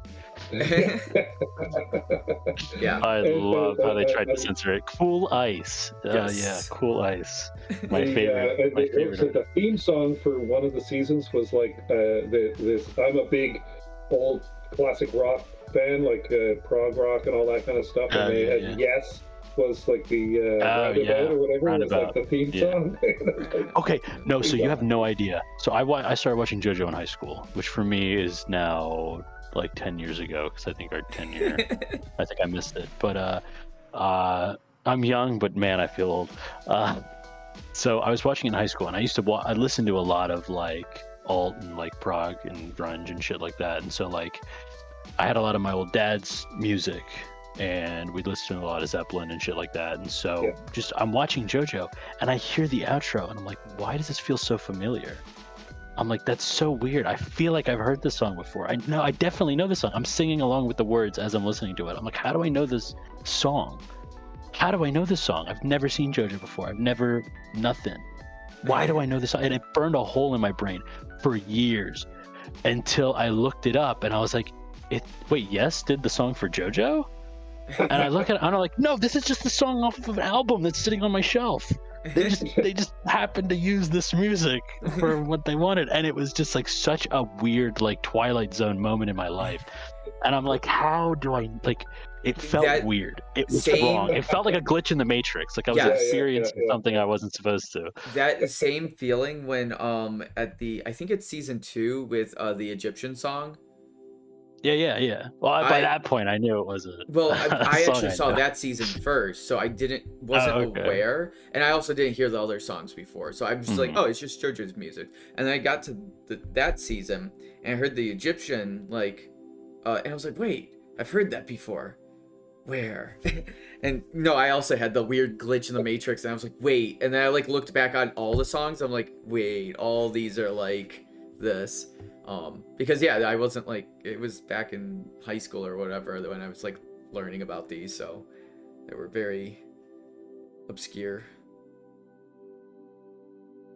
Probably college when I was actually watching it though. My kids are in high school right now, so. They'll experience their glitch in the Matrix soon enough. Give them JoJo's. They're the ones that turned me onto it or whatever. It's not my kind of show, so I haven't watched it fully, but I watched it with them on a few occasions. To stay in the same room with them while they were watching it, and stuff. So I'm mildly aware of what it is or whatever. But The Amazing Digital Circus. Bring it up one more time. That's the new Steam Deck. Oh yeah. I'll watch it eventually. It's only 30 minutes. Yeah. No, the that series. It's just really Series. It was a pilot. Yeah. I watched it in series because I watched it on TikTok because it came up so much. It was just. I know. I saw it fucking everywhere, but it's also because it was Glitch, who's a well-known 3D animation studio, and so well known. They're still kind of indie, but their last project, Murder Drones. Yeah. That one blew up and was huge, and so that's what kind of put him in the public eye. So when this one came out, it was only natural that they were going to garner a huge viewership. I've seen a lot of people talk about this nobody indie group blew up out of nowhere. I'm like, well, they've already had an established hit. So Murder Drones blew up out of nowhere. That's the one people should have been talking about that blew out of nowhere. Now we have an expectation for them, and apparently they met. It's supposedly amazing, and I've been meaning to check it out since. Mm-hmm. But I'm weird where it's when a new album comes out, I have to be alone, just sitting by myself, no distractions, and just listen to an album in full, so I can listen to the music and all that. I'm like that with series. I'm I have to watch this pilot. I just watch it alone, no distractions, nothing. Well, that's why it took me a month to play Moonstone Island, because I needed the same thing, just to get through the tutorial. Once I get through the first part of the game, I overcome that first step of watching a show or playing a game. Then I can do it whenever or whatever, without distractions. I just need to the first moments have to be pure so I can appreciate and decide if I like it. And with The Amazing Circus, I was watching it on TikTok, and it just kept popping up over and over again. And then I went to YouTube because I watch YouTube Shorts because I hate myself. Because it's just TikTok on YouTube. Yeah. Because I can't leave the short system or the short video format system. And then I go to Instagram and then just get TikTok again. Yeah, anyway. But yeah, no, I was watching it and I was like, God, I should probably actually sit down and watch whatever this thing is that I keep getting references of. And yeah, I had to sit down and I'm like, oh, this is 25 minutes. It looks like an animation. And then I saw Markiplier or who's the other guy? Game Theory. I was like, oh, he made a video. Oh, yeah, okay. Yeah. This must be something that's relevant now. And I'm like, I have to go watch this because it's relevant and people have to reference it. And I watched it and I was like, damn, that's really good. And that's about it. I like how abrupt that is. You really sold me on it. No, I'm excited to see the rest of it. You'd be able to watch it anywhere on the go with the YouTube app on the Steam Deck. Actually, the Steam Deck doesn't need the YouTube app because it's got Chromium. And it's built in. Oh, I think I'm missing one of those. Steam Decks? No, Chromiums. It uses Firefox and or Chrome, as your main browser because it's a computer. You know what else you can do on your Steam Deck? Play Tabletop Simulator. Speaking of which, whose turn is this? Is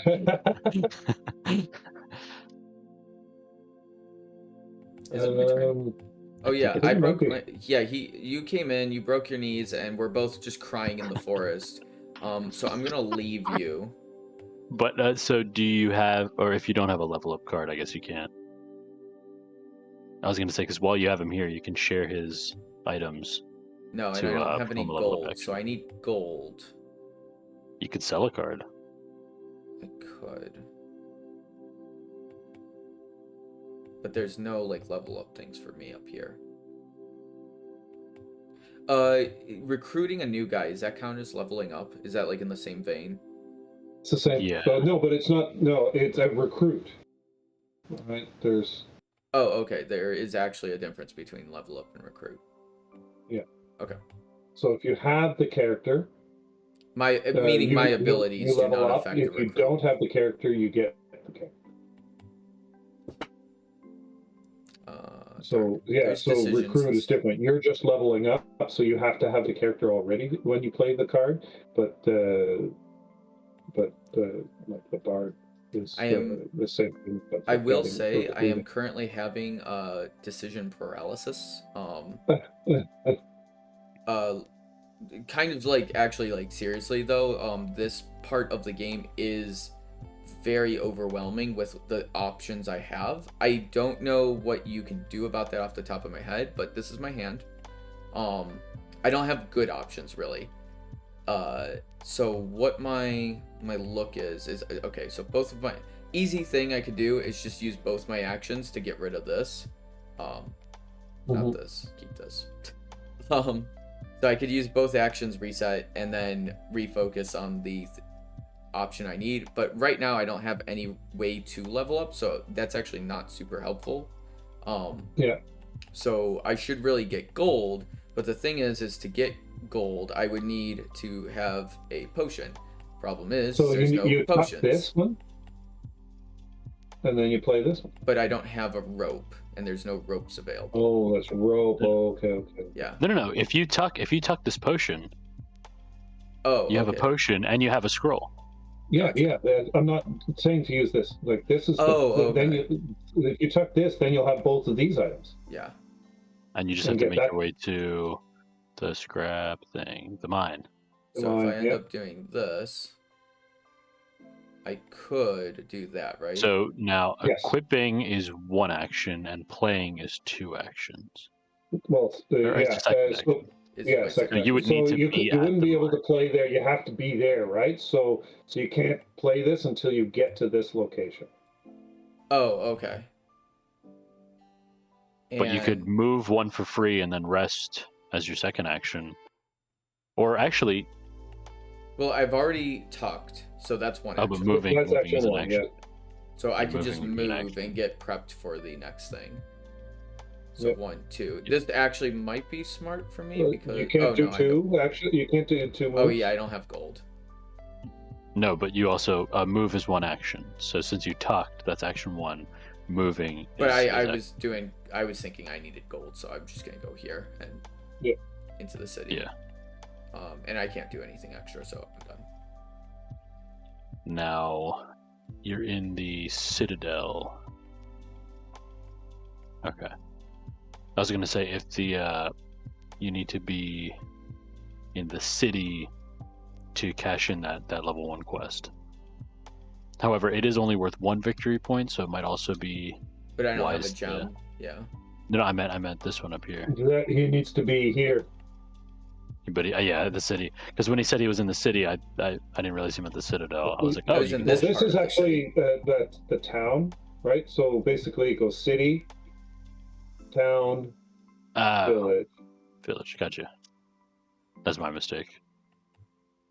Or capital. I'm calling it capital. So capital, town, village. You should call it Cyrodiil. Why? Am I dyslexic or am I dumb? I swear that said Citadel, not capital. But that's why I've been calling it that the whole time. That's why. Okay, capital. I was curious about that. Yeah. Okay, yeah, capital. No, I'm just dumb. I just literally read that as Citadel, and I've been it. That was made up canon and words. stamped into my brain. I'm glad that was the only thing that I remembered was the word that it wasn't. See, it's because it's in black and white, David. You should have made it in color. He can't read it.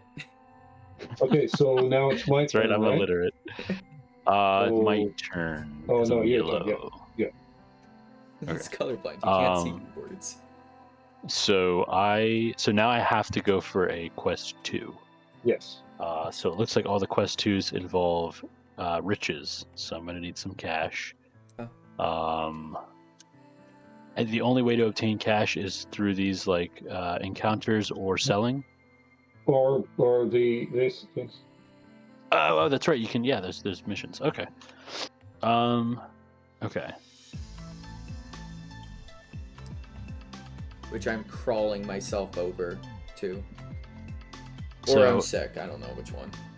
It is interesting to me on just like a storytelling element that it's like, oh, normally you go to a shop and you buy the items, but in this case it's like, oh, I'm buying the item and this item is like the I'm getting the sword or I'm buying the chalice, but then it's like when you buy the item it's like you get a receipt, and on the receipt it has like these little like, oh, actually if you do this thing you get a rewards towards to get that free turkey.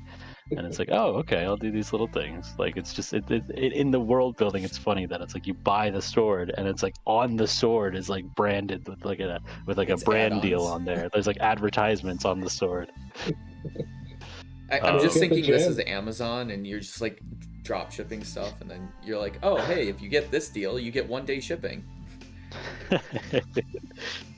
Which is funny because Amazon actually does stuff like that, where they'll give you points or they'll give you like discounts if you make it easier on them. So I've done things where it's like, oh, I can buy, and I don't know if the system still does this. I haven't used Prime in ages, but like 2 years ago, we'll say, I could buy an item, and my Prime Day was always Tuesday because I used to always have off on Tuesday.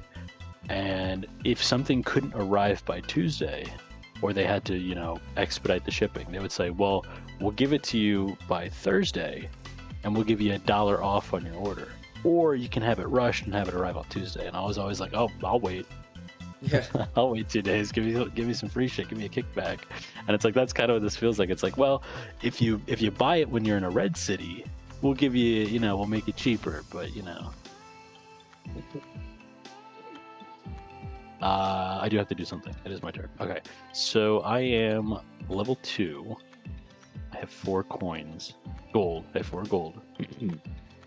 And no gems. 2 party levels. So I could... here's the thing, though. Where I'm at... I'm going to move your guy in the city so I can look at the wheel. Oh, he can't stand in the center. Oh. Because each one of those circles is a snap point. Okay, so I'm at here. So right now the shop still sucks. Oh, do we replace the shop? Do we put 2 cards down in these spots? No, not the lower one. I'm saying like over here, like not the lower. We replace because basically what happens when the market gets refreshed, these go away, and those come down, and the new ones come down, and yeah. Okay, so I can pay a gold to reset the market. That's what that means. Okay. Yeah. So we're stuck with this crap until somebody ponies up the dough.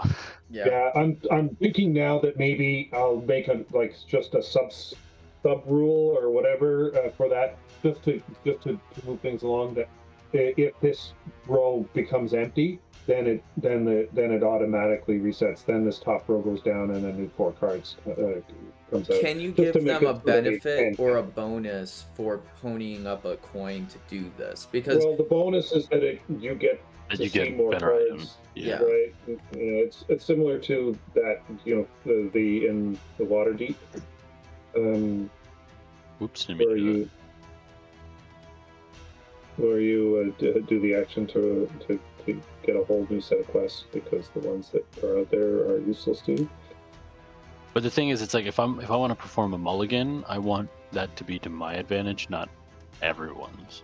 Like if I get to Right refresh now, the shop, yeah, like the value everyone then of gets that free refresh. So we're just now waiting for somebody to refresh the shop so that you don't have to pay. yeah. What I'm saying, it's just it war could of even be a attrition. very small thing, like you get a free move or something, or like if you're on the green space, it's actually a free refresh or something. I don't know. But like something like that where like there's some way that I can refresh it and I get a better bonus than just a fresh shop. Like because I gave up the coin, maybe I can just draw a card from the discard pile or something. Or the bonus, the optional quests. There could be where if you have the third item, it refreshes the shop. Yeah. This way, as an optional bonus, if I have the materials, I can refresh the shop for free. Yeah, Which then would still require a bit of metagaming and people just sitting around waiting for someone to refresh the shop for free because I'm greedy and stingy in real life just as I am in game. But it would be nice though, like if you did pay a coin and you got something from the discard pile, I would absolutely do that. I'd be like, oh cool, I'll pay the coin, and then like I get a new fresh thing over here, but then I also get something that I might want in here. So like I might accidentally purposely, I say accidentally purposely, I purposely reset the this because I know there's something juicy in here that I need. I know that kind of bypasses the shop, but well then you could just pay to essentially pull one from the discard and use the same one to level up 3 times. Yeah, or you just you get like material. maybe one free one that's like a wild card. I don't know. Maybe free cards are too valuable. Yeah. But I'm thinking like, can you like recover a card from your person? Like I can pay a coin. I'm just trying to give like some very light, subtle bonus for anteing up, other than just refreshing the market. Because I like that idea of paying to refresh the market. It slows the market refresh, but right now it's so slow that nobody wants to do it. It's like or have like in Catan, you have the thief. Where like the thief moves around, you could have like a shopkeeper token where that just moves around the board whenever you do things, and when you land on him, it'll just refresh the shop. So you almost have to find the shopkeeper to get new items. That's interesting. And then, only thing is that there's no die in this game, so it's not like you roll and then he moves like 3 spaces or whatever, kind of a thing. Or, okay, wait, what if you do this? If you refresh the shop, you get like a discount on a purchase. Like, you know how this has a +1 for how far it is? Like, what if it's like a discount on your next purchase? Like, then there'd be no reason to pay to refresh if you just get the coin back to do that. Well, that effectively just makes refreshing free. Yeah. Well, it would make one of these one cheaper to purchase. Exactly. So I pay 1 coin to make it 1 coin cheaper. Now I'm just buying it for the same amount, and the refresh is free. Oh yeah, you're right. It just defeats the purpose of it. Yeah. I don't know. I'm just trying to spitball ideas. Yeah. And this is only the current version of it. Yeah. The mechanic could get updated or scrapped, so there's no. We'll just sit on it for now, play it how the rules are, and then we'll let him do something onto that, because I really don't have too many ideas about how to change it that might not affect other elements of gameplay.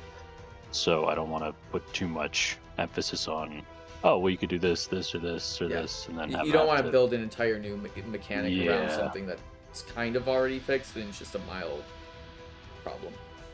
Yeah. Okay. So it's still my turn.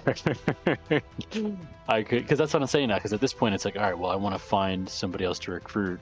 That's got this well, guy. anyways, fellas, I appreciate playing the game, but it's 11 o'clock, so I'm thinking I need to already. I need to go to bed so I can get up in the morning and all that stuff. So. Damn. All right. Well, appreciate you being able to have us here and checking it out. Yeah. I am definitely invested in the mechanics and the potential world building. So. Awesome. Yeah, I love all the stuff that you were reading into it or whatever. A lot of it was accurate to where my thoughts were about it. So definitely was encouraging. All right. Well, okay. yeah, thank you for sharing. Yeah. Well, Yep. thanks for playing. Hopefully I'll be here next time hopefully. Yeah, I try to get here as often as I can, but I often miss, sessions or whatever. But I try to be. I am excited though because this is one of the best Fate versions you've done so far, and this I feel very satisfied with my character, and I'm very excited to unlock a new character to start leveling them up. Like, there's a lot of I feel this is satisfying right here. I don't know, like the what you did with this character leveling up and visual. I know it's very similar to what it was before, but I don't know. This just makes a lot more sense now. Cool, good. Yeah, everything's just kind of clicking together. Excellent. Yeah, and although we kind of stopped to discuss a lot or whatever, I cleaned up the actions. Yeah. How the actions worked or whatever. They make a lot more sense now and stuff. So I'm pretty excited about the state of the game right now as well. So onward and upward. Okay. Well, Yep. Have a good night. Yeah. Take care. Take care. Bye.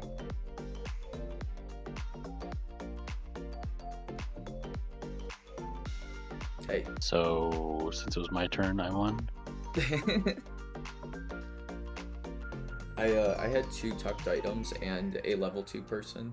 Actually, you did win because you had. Because I have the most victory points. Yeah. Yeah, I'm the only one with victory points. That's interesting. Yeah, the game is really interesting. I like the direction it's going. It's interesting too because I've never seen the previous version of this one, so just fresh from what this is. Yeah. It's pretty good. Minor things like updating the rules, updating some of the language, the iconography, like color coding some of the stuff. Yeah, one of the things that David does a lot of is he's very, very iconography heavy. It's almost like hieroglyphics sometimes. I love that. I love doing like iconography descriptions. There is a balance though of how much text and icons you can have, and sometimes if you do too many icons, it's like I'm just looking at a wall of emojis. It just becomes a collage. Yeah. And it's like sometimes text does help with an icon, like just as a little reminder in some parts, like, oh, this icon is, you can just label the icon sometimes. Or at least the section where the icon is in. Yeah. Because sometimes I'm like, I don't remember what this part was for. And if he just, he gets it really refined down to just iconography, and then I think he adds like text later. But, and I don't, Snack Attack was entirely iconography, so, but it's, when you get more complex games, it's much harder to pull that off. Yeah, one note that I have just from the board is I feel like having the trading icon with the X on it's a little redundant. I think just having it around the perimeter on the main locations that are trading harbors all around makes sense than to then also have the inner circle have all the ones that say, oh, but you can't trade here. I feel like just the absence of that icon implies the absence of that ability. Yeah. One thing I only really noticed until afterwards is that only these like gray areas, the forests or whatever, the wilderness, they're the only ones that have encounters. Yeah. I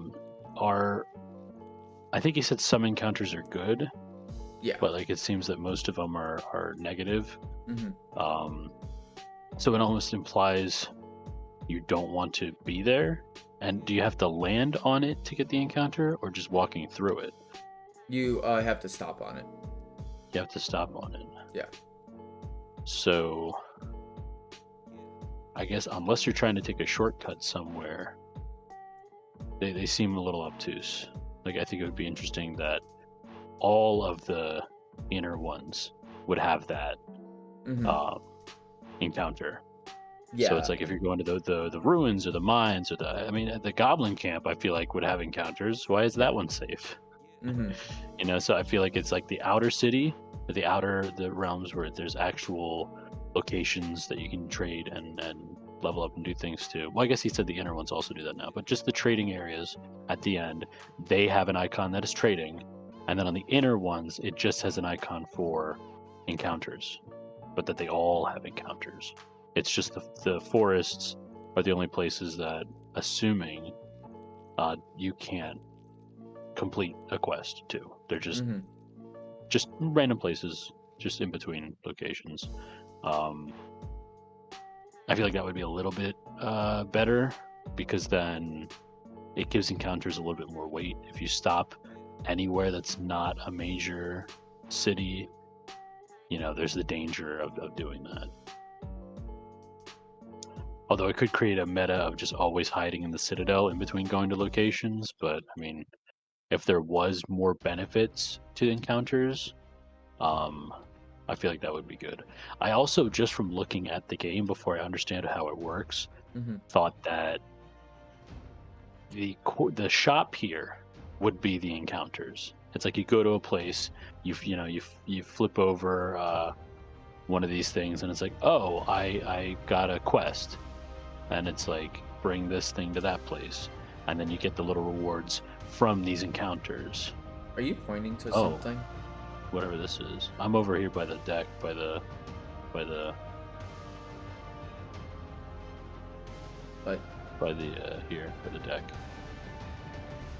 What do you mean? Oh, are you not in the game anymore? No, he kicked me out. Oh, I didn't get kicked. Oh. Maybe I became the leader. Oh, I'm just sitting here looking at the game still. I thought you were in here. I have a screenshot, so I kind of knew what you were doing, but I was like, what are you looking at? No, here, let me share my screen then while I'm still in here. Okay. Usually it boots you out after he leaves. You might just be lagging or something. But like, yeah, so I'm looking at all this shit, right? Oh, he's still in there. Okay.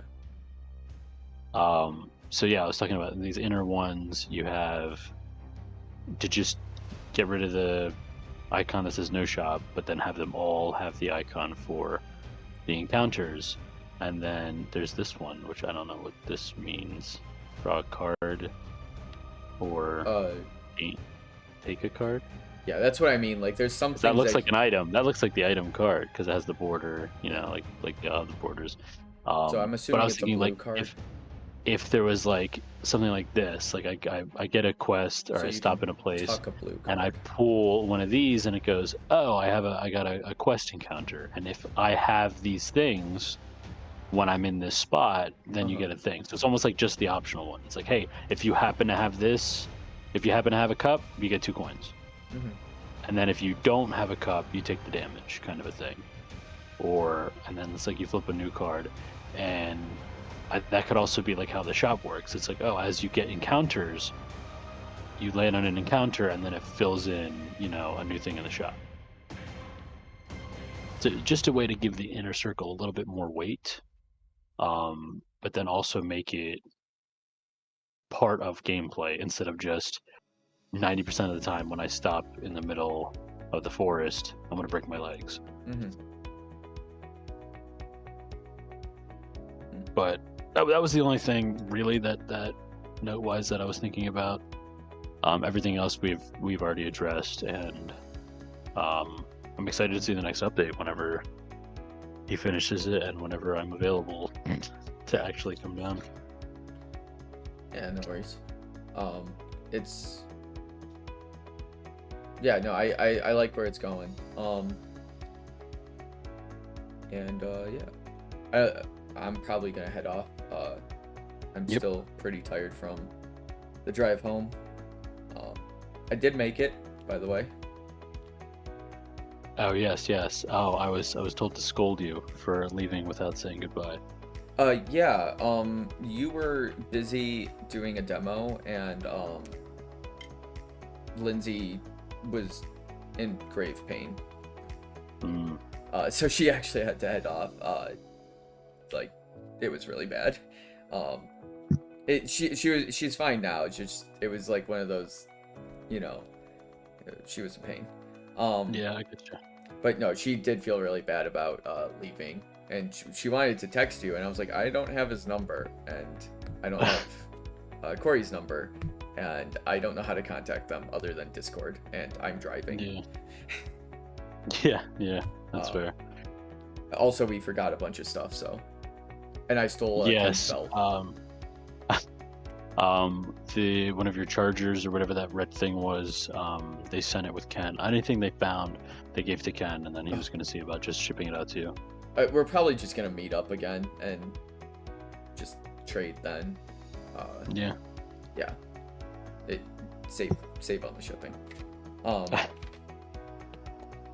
But yeah. Speaking of saving on the shipping, if I do end up getting a Steam Deck. around to finish to finishing the updated cards, Yes. how much would it cost to ship that over?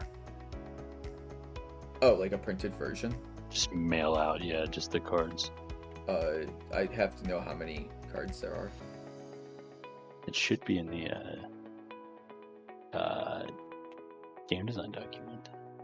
That was a long time ago. That is actually, I don't even know if it's updated on here. It's updated on mine.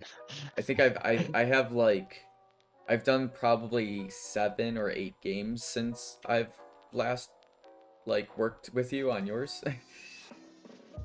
And like actually design document wise. So yeah, definitely just shoot me all the info again and I can get that Oh my re-updated. god, look at these beta cards from when I was in Florida and I designed them on my phone. Look at the original Wanted cards. Oh my god. That's hilarious. Oh yeah, I was shit. also That's waiting not- for artwork updates. Oh yeah, that's also true. Does it not say on here at all? Oh, here we go. 82 was the updated October 22nd, 2022. There were 82 cards. I'm gonna pin this. Can I pin this? I do not have permission to pin. That's fine. But yeah, it's 82. So approximately, it might be more, but all right, I'm gonna get out of here.